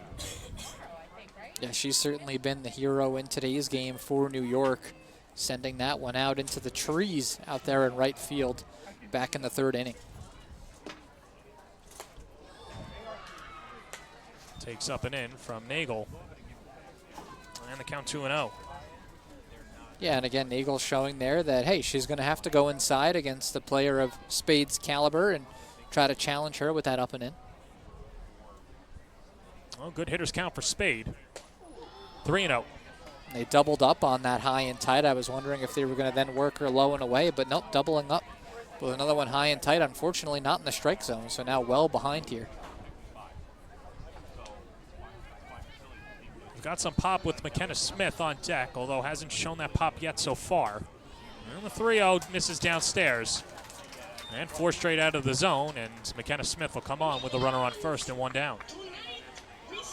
Yeah, and Smith has been in the action, of course, got things going back in the second inning, reaching on an error, eventually stealing a base, and then coming home on the RBI knock from Treeweiler, and then Smith hit by a pitch back in the third, so she's been on in she's reached base in each of her 2 first ABs today.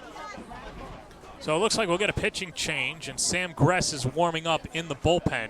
And we might just get a brand new battery as well. So Mike Scott going to the home plate umpire, and we'll take a quick break, and we'll get you the new pitcher and catcher when we come back. It looks like it's going to be Sam Gress when we come back right here on the All Women Sports Network. AZ Gloveman is Casa Grande, Arizona's quality leather sporting goods provider. Softball, baseball, batting gloves, and more. AZ Gloveman caters to men's and women's slow-pitch softball markets throughout the United States. Build your dream glove today at azgloveman.com. With proven day programs, routines, and expert coaching, Camwood Elite is the one-stop shop to improve your game or pick up some of the elite equipment in the nation. From pro-grade game bats to elite training, check out camwoodbats.com today.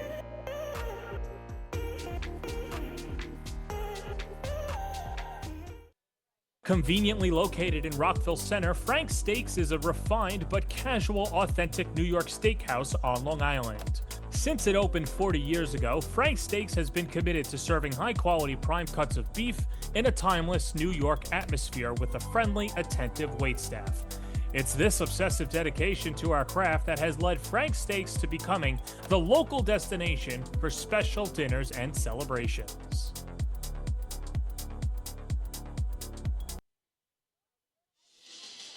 Sam Gress from South Carolina comes on in relief. Last pitched against the Rise back on July 3rd. Went an inning, gave up a run on 2 hits, a walk, and no strikeouts, and a brand new battery as well as Leah Boggs, the former New York Rise catcher, now catching for the Florida Vibe. And interesting to see, with a new pitcher comes a new catcher. Not sure if it's personal favorites or the matchups, but 3 pitchers, 3 catchers today. Yeah, it seemed like she was catching her warm-up tosses, out there in the pen, and so then they just bring her right in. So kind of makes sense, I guess. Now we'll see what Gress can do here. Already coming in, though, with a runner on first. And McKenna Smith up at the plate. Reached on an error, was hit by a pitch in 2 plate appearances. And takes outside corner, 0-1. Now Boggs goes out there to get on the same page with Gress. Yeah, that's always something that, you want to make sure the pitcher and catcher are on the same page when you have a new pitcher coming in. And as we said, it's also a new catcher coming in, so they just want to make sure they've got the right signals out there and they're on the same page.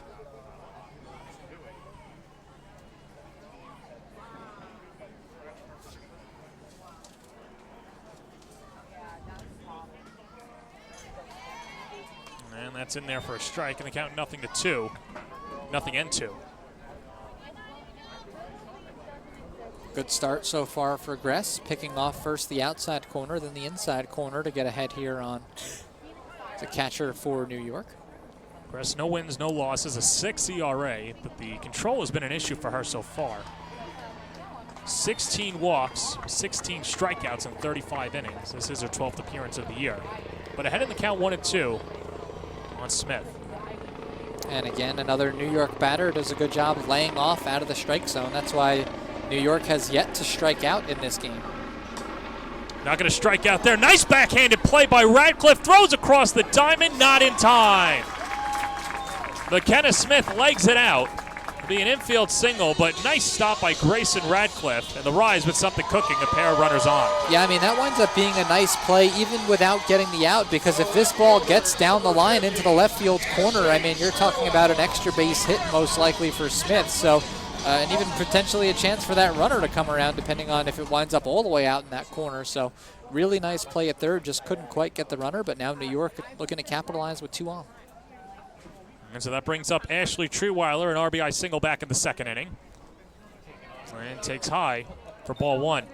Well, how about the job of McKenna Smith today? She stole a base back earlier in the game and now legs it out at first base.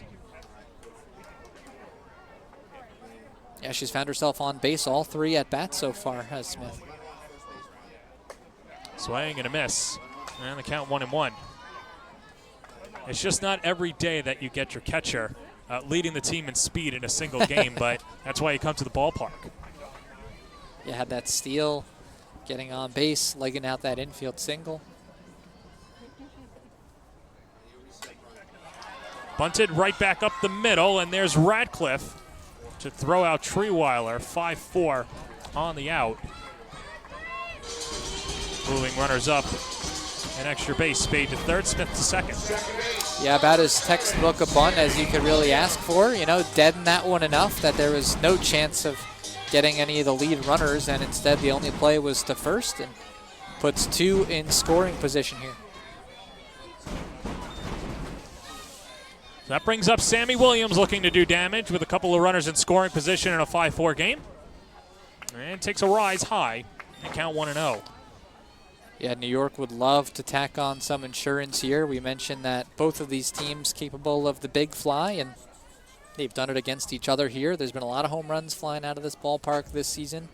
So you want to try to get some insurance if you can. Well, we mentioned Williams was the hero back in the home opener and starting to put it together for New York. A walk and a fly out in 2 ABs today. And ahead in the count 2-0.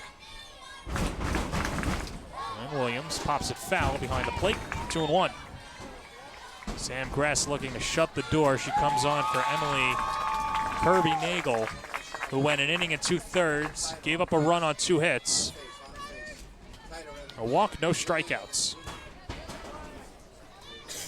Yeah, Williams has had some clutch hits in these situations, 12 RBI on the season. 2-1 coming. That's down and in. 3 balls and 1 strike.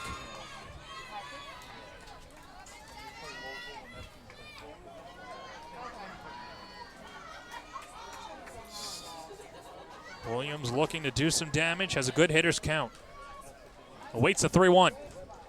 That's upstairs, ball 4 and the bases are loaded. 4th walk by Vi pitching. And the bases are loaded. Yeah, New York's done a good job today, right? When you look at how they've fared in each inning. I mean, after that first inning where they were set down 1-2-3, they've had at least 5 players come to the plate in each of the next 4 innings. So a lot of good work up and down the lineup. Kayla Wadle watches downstairs for ball 1. And again, a lot of traffic on the bases, puts these pitchers under duress throughout this game. That's what they've had really in the last going on 4 innings now. So you just hope they can cash in here. Spade at third, Smith at second, Williams at first. New York looking for insurance. They lead 5-4, home half of the 5th. The pitch to Wadle, that's high, 2-0. Yeah, now if you're Gress, you've really got to focus in here. And I think a good job by the catcher to go out there and kind of settle her down a bit, because you really can't afford to fall behind 3-0 here. So 2-0, I know it's already a hitter's count, but you've got to try to start attacking here. Coming off that last walk to Williams, you have to try to attack Wadle here. Nowhere to put her, of course. Bases loaded.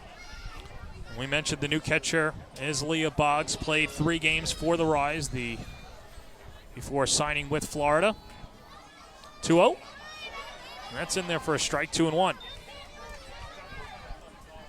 So much better from Gress. Focus in now. Got it back to 2-1. Try to attack again here.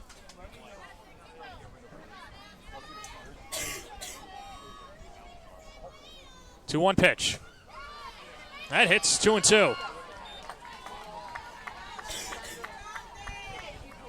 Looked like a close one, no doubt, but not the pitch that Wadle was looking to drive, so she took it. Still 2-2. Looking for her second hit of the day. Deuce is wild, 2 outs. 2-2 coming. And it's looped foul, left side. And the at-bat continues.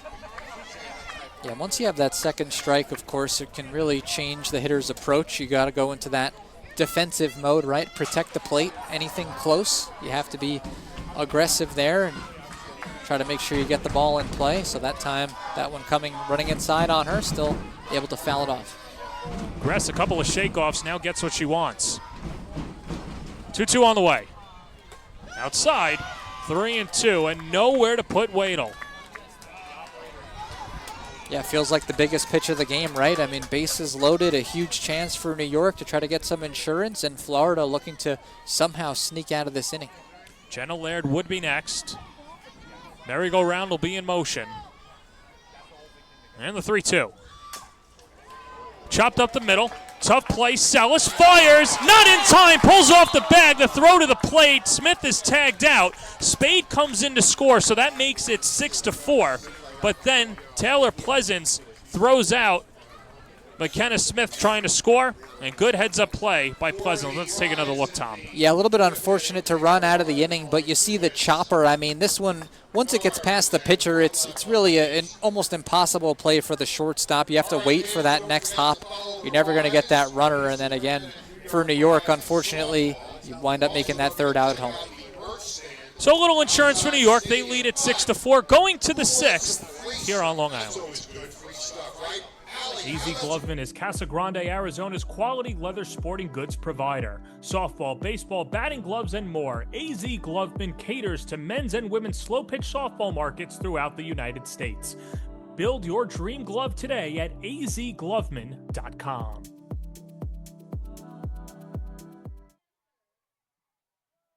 Conveniently located in Rockville Center, Frank's Steaks is a refined but casual, authentic New York steakhouse on Long Island. Since it opened 40 years ago, Frank's Steaks has been committed to serving high-quality prime cuts of beef in a timeless New York atmosphere with a friendly, attentive waitstaff. It's this obsessive dedication to our craft that has led Frank's Steaks to becoming the local destination for special dinners and celebrations.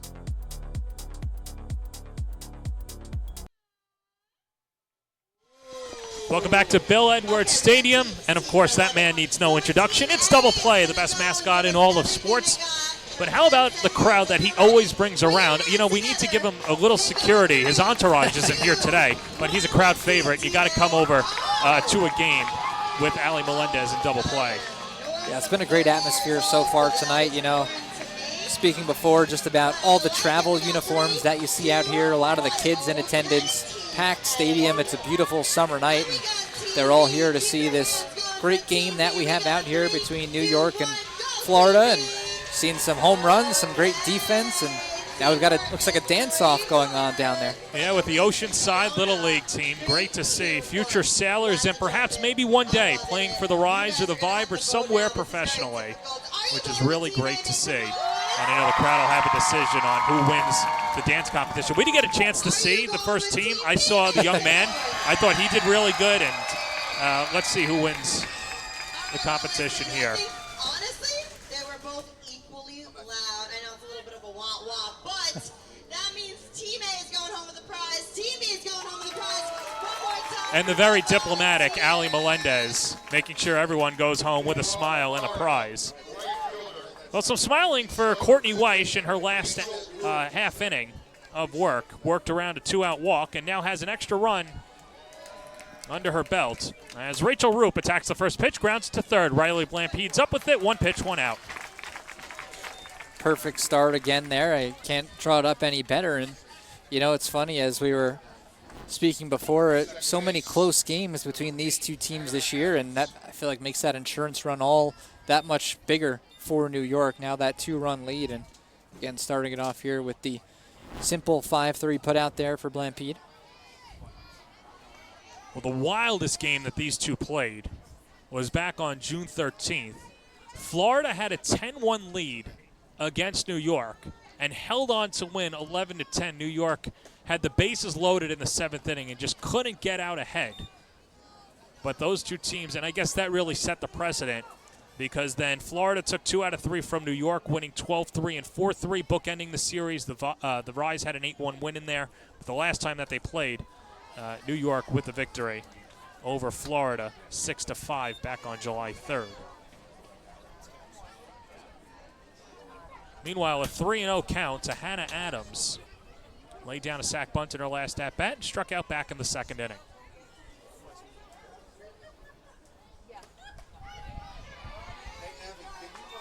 Count 3-1. Yeah, and again for New York right now, a 2-run lead for Weiss. So you think, you want to go out there, you can pitch a little bit more carefree, try to, again, stay on the front foot and attack these hitters. And the count 3-2. Nice job battling back here to get that full count.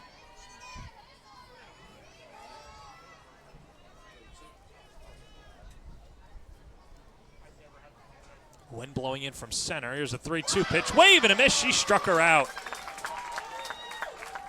First K for Weiss and 2 quick outs to begin the 6th.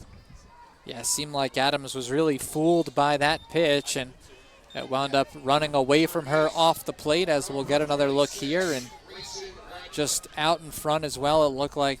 So good job by Weiss getting the K, and again, New York has done a good job racking up those Ks here against Florida so far in this game. So that'll bring up the Hoosier with nobody on. Skies it out to right field. Drifting back, Lucas turns around. It's gone. Into the wind, Grayson Radcliffe goes deep for a solo home run. Her first of the season, and the lead is cut down to 6-5. Yeah, a couple things come to mind right off the bat. Number one, well, yeah, how big is that insurance run now? And number two, how big is coming back and striking out Adams? If she would have walked Adams, that could have been a 2-run home run, and this game could have been tied up again just like that. So really important strikeout, but you see another opposite field home run. We've seen a couple of those now in this ball game. That one driven out to right, so the ball is flown out of right and it's flown out of left. And for New York, the job getting, again, that much tougher now to try to hang on against this pesky Florida team in this game. Caneto, Frazier, and now Radcliffe go deep for Florida. There's Leah Boggs. Takes a strike, 0-1. Yeah, we mentioned it earlier, right? 5 home runs the last time these two teams met combined, and similar number here today, a lot of long balls.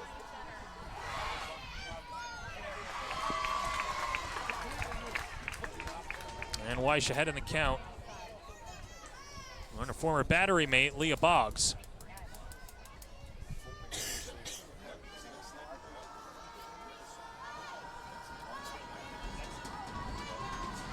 First at bat of the year for Boggs, and she pops it up center of the diamond, and Weiss, the pitcher, holds on to it just narrowly. And all smiles after securing the out, and the inning is over. But Florida gets a run back. A solo home run by Grayson Radcliffe, her first of the year. We go to the bottom of the 6th, New York in front. At Just Bats, our business strategy is simple. Get the perfect bat for you on time, every time, exactly as you promised. We not only provide you with the baseball bats and softball bats, but we also provide you with a winning experience and a promise like nobody else. Free shipping both ways, expert customer service, same-day shipping up until 7 p.m. Central Standard Time, on time, every time, exactly as promised at Just Bats. College planning is a complex, multi-year journey requiring academic and standardized test success, resume building, and sensible college selection, as well as application savvy. Our college readiness services are designed to help you start early, stay organized, and navigate the critical process with confidence. With college admission and financial advising and ACT, SAT test prep, visit methodlearning.com today.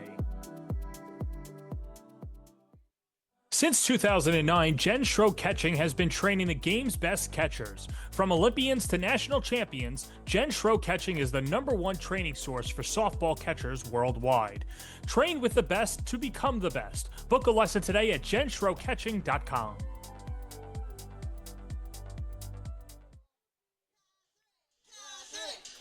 Back and forth game here at Bill Edwards Stadium.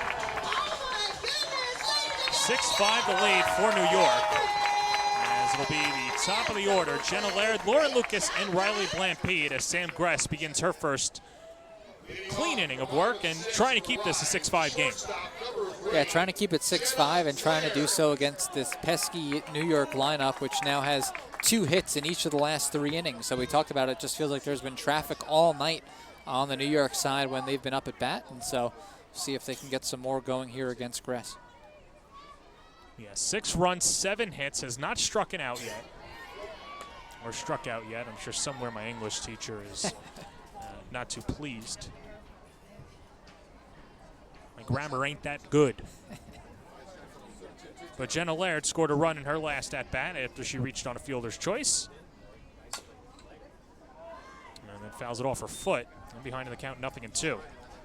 Yeah, and it's a good chance for New York again, right? Starting with the top of the order because, again, they had a nice, 5 or 6 players, 6 players come to bat last inning. So that got the top of the order back up again and a chance for your most dangerous hitters to come back up and, again, try to see if they can find some insurance in what's now, again, a 1-run game. 0-2. Swing and a miss. Struck her out. First K of the evening against the Rise lineup, against someone that rarely strikes out. That's only the 2nd strikeout of the year for Jenna Laird.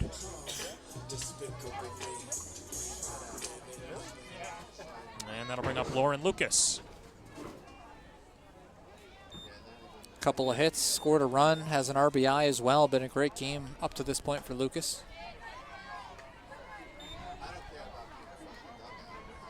And the biggest thing about Lucas was just the adjustment to playing the pro game.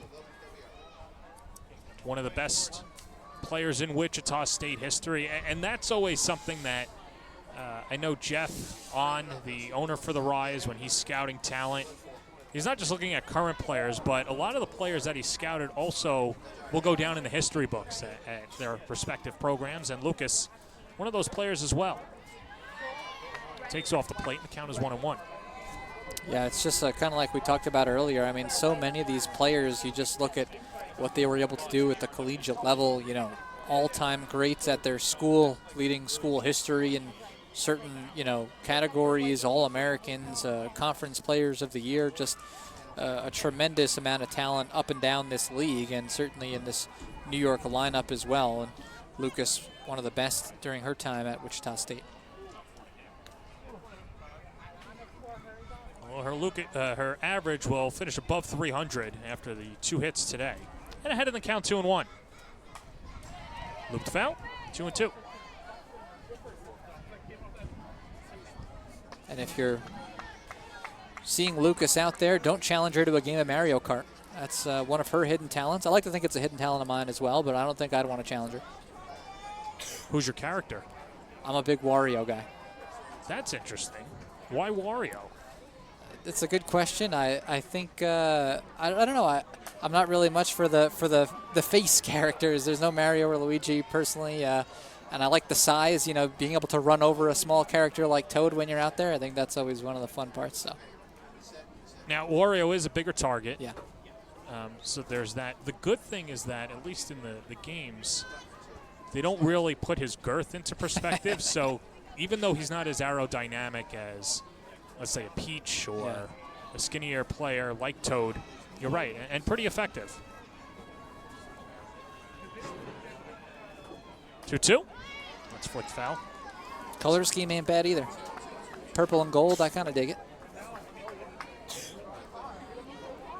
Interesting Wario over Waluigi, if you're going to go that route. I'll have to ask Lauren who her character of choice is.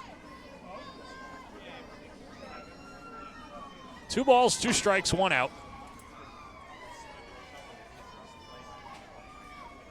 6-5 lead for New York, and that's on the inside corner. Strike 3 called, so New York, who didn't strike out at all through the first 5 innings of play, strike out back-to-back to begin the home half of the 6th.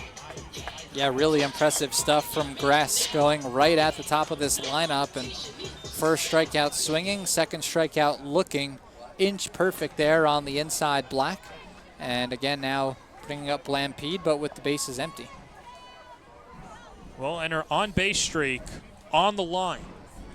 Has reached base in all 23 games this season. And swings and misses at a down and in sinker. Count 0-1. Or drop ball, excuse me. Softball expression. Yeah, I always wonder if the players are aware of those things. You know, does that kind of play into your mind as you're in maybe what looks like your final at bat of the game and something like that's on the line?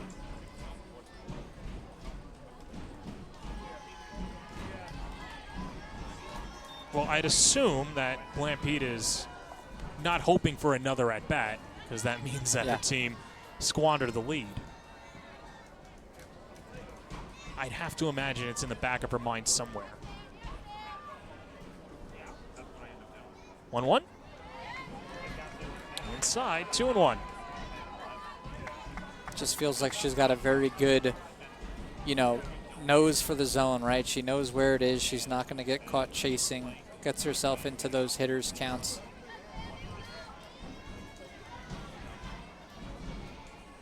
Two one. Chopped on the ground to short. Sellis is up with it and throws out Blampede. And the side is retired. New York looks to lock it down. They lead it 6-5 going to the 7th here at Hofstra. Since 2009, Jen Schroe Catching has been training the game's best catchers. From Olympians to national champions, Jen Schroe Catching is the #1 training source for softball catchers worldwide. Train with the best to become the best. Book a lesson today at jenschroecatching.com. Conveniently located in Rockville Center, Frank's Steaks is a refined but casual, authentic New York steakhouse on Long Island. Since it opened 40 years ago, Frank's Steaks has been committed to serving high-quality prime cuts of beef in a timeless New York atmosphere with a friendly, attentive waitstaff. It's this obsessive dedication to our craft that has led Frank's Steaks to becoming the local destination for special dinners and celebrations.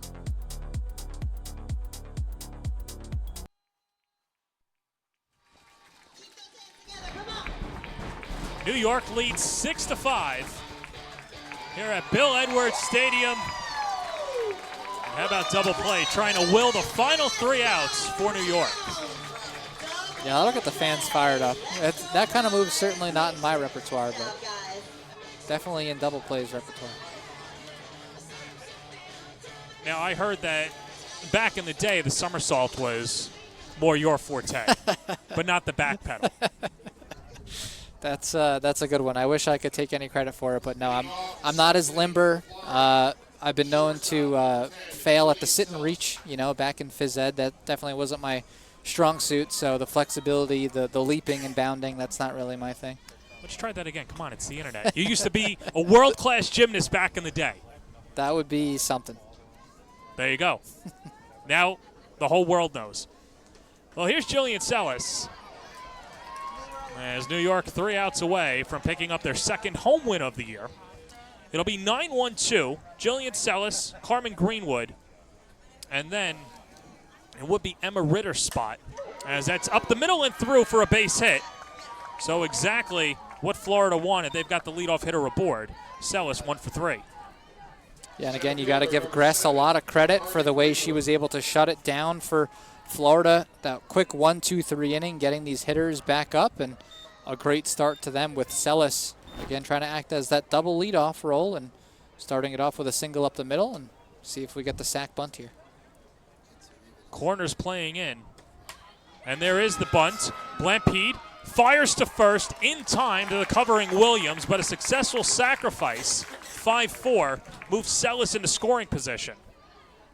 And, I mean, that was a beauty and very nearly beat it out. I mean, we're going to get a look here and see just how close that one was, but this was just about a half step they got her by. So good job at third, and nice job laying down the bunt for Greenwood, getting a player in scoring position now for a couple of good hitters in their lineup. This is Emma Ritter, who came on defensively and now will bat for Cara Canedo. Interesting with the re-entry, and Canedo hitting a 2-run home run earlier in the game, that Mike Scott is going to keep Ritter up there. Yeah, I mean, Canedo had been a big factor in this game with the home run, so it is a little bit surprising, but going with Ritter, who's been in the game, as you said, in left for her defense, and now a chance to show what she can do with the bat here. Ritter hitting 133 on the year. She's hitless in her last 8 at-bats out of Virginia Tech. Tying run at second base. The pitch. Hit on the ground to short. Laird throws across her body to first in time to get Ritter for the second out. Florida's down to its final out. And Jillian Sellis at third, and that'll bring up Taylor Pleasance. And you're going to see here, I mean, this had to be some decisive base running from Sellis, because if she paused for another second there, she might have found herself in a situation where she could have been tagged out by the shortstop, but she's able to advance on the ball in front of her. And now over at third, nice put out to get Ritter at first. Yeah. Pitching coach for the Rise, Tony Marie Valeriano, will come out to talk to Weish. Going up against the dangerous Taylor Pleasance. And Pleasance, even though she's hitless today, has reached base twice, was hit by a pitch and a walk, struck out back in the first inning. This will be her second at-bat against Courtney Weish, but you know what she can do. Yeah, this was the goal for Florida, right? Was she's hitting fourth. Somebody has to get on base so that you can get it to your best hitter. And that's what Sellis did with that, leadoff single to get things going. So it brought us into this situation, runner in scoring position, your best hitter up for Florida. And, what a way for New York to have a chance to end this game if you can get Pleasance here. No easy task, but that would just be a little extra cherry on top. You have the base open for Sarah Mosley, who's hitless in 3 at-bats. So the first pitch to Pleasance hits the outside corner for strike one. Pleasance has played in 18 games this year of the 19, has reached base in all of them. A strikeout back in the first, a hit by pitch in the third, and a walk in the fifth. Behind in the count, 0-1. 0-2. And now Florida down to its final strike.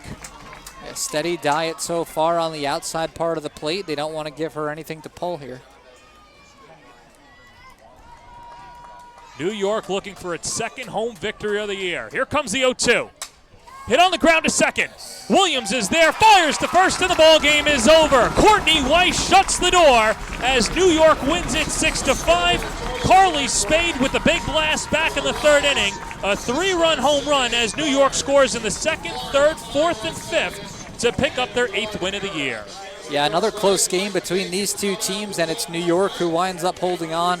Weish able to shut the door, as we said. Got to feel sweet to get Pleasance, such a dangerous hitter, for the final out of the game. And I give a lot of credit again to this New York lineup. I mean, so often throughout this game, a lot of hits in innings, a lot of walks, a lot of traffic out there. Really made life difficult for these Florida pitchers. And, of course, kind of getting all capped off with that big 3-run home run. And that winds up being the big difference maker in today's game. Good victory for New York as they win it 6-5 before their big series against OKC next week here at Bill Edwards Stadium. Let's take a break. When we come back, we'll speak to our player of the game. It's a 6-5 final. New York picks up its 8th win of the year to improve to 8-16. Florida falls to 10-9. We'll be back to wrap it up in a moment on the All Women Sports Network. AZ Gloveman is Casa Grande, Arizona's quality leather sporting goods provider. Softball, baseball, batting gloves, and more. AZ Gloveman caters to men's and women's slow-pitch softball markets throughout the United States. Build your dream glove today at azgloveman.com. With proven day programs, routines, and expert coaching, Camwood Elite is the one-stop shop to improve your game or pick up some of the elite equipment in the nation. From pro-grade game bats to elite training, check out CamwoodBats.com today.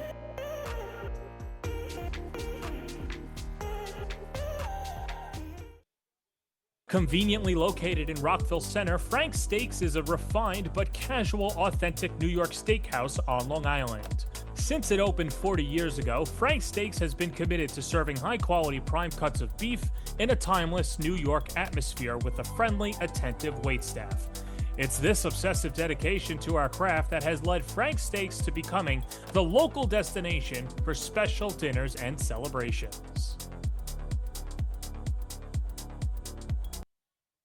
Since 2009, Jen Schroe Catching has been training the game's best catchers. From Olympians to national champions, Jen Schroe Catching is the #1 training source for softball catchers worldwide. Train with the best to become the best. Book a lesson today at jenschroecatching.com.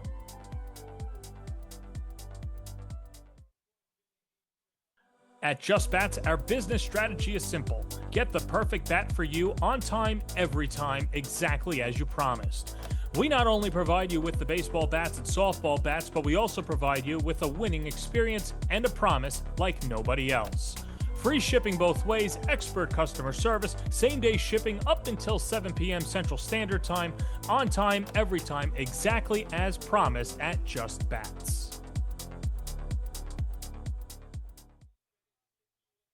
College planning is a complex, multi-year journey requiring academic and standardized test success, resume building, and sensible college selection, as well as application savvy. Our college readiness services are designed to help you start early, stay organized, and navigate the critical process with confidence. With college admission and financial advising and ACT, SAT test prep, visit methodlearning.com today. At Just Bats, our business strategy is simple. Get the perfect bat for you on time, every time, exactly as you promised.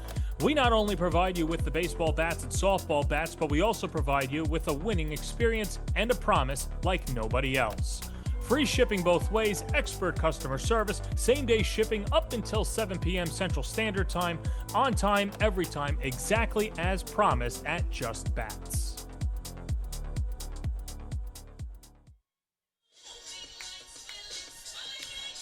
It's a 6-5 victory for the New York Rise. They pick up their second home victory of the year and their 8th of the season. As we are back here at Bill Edwards Stadium, and let's send it back into the broadcast booth. He's Tom Verdi, I'm John Perez, and she's our player of the game, Carly Spade, a big 3-run home run back in the middle innings, in the third inning to be exact. Carly, talk a little bit about this gutsy, feisty win that you guys had. Yeah, I think it was a total team effort, and I think a lot of our energy came from the awesome home crowd that we had today, which was super duper fun. And I think it was just, everybody kind of banded together. We had a lot of energy in the dugout too, and that's always, when you're having fun, good things happen. So I think that's what happened tonight.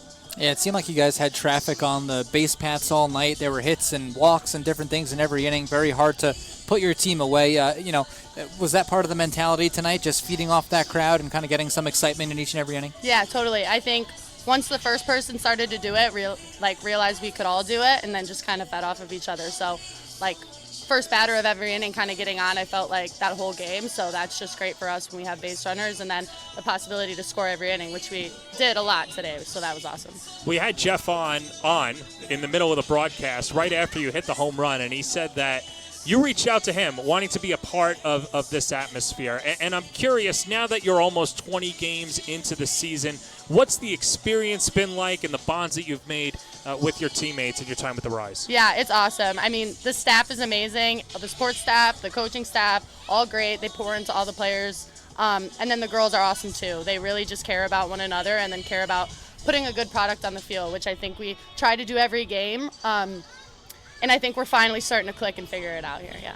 Give us a little bit of insight into that at bat, a 3-run home run for you. Tell me what was going through your mind, what were you looking for, and how it all came together for that the big hit of the night tonight. Yeah, totally. I was searching for something low and hoping to lift it, low and out, and then the first pitch I got was low and out, and so we just love when a plan works out, and it happens to happen on the first pitch, so that was cool.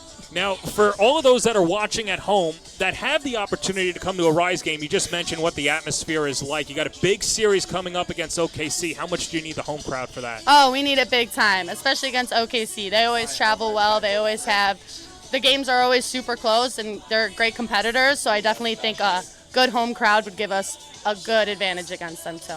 Carly, congratulations on the victory. We'll let you go celebrate with your team. Thank you. That's Carly Spade. Let's wrap up here in a moment. For my partner, Tom Verdi, and our entire crew, this is John Perez saying so long from Bill Edwards Stadium. This has been a presentation of Women's Softball on the All Women's Sports Network.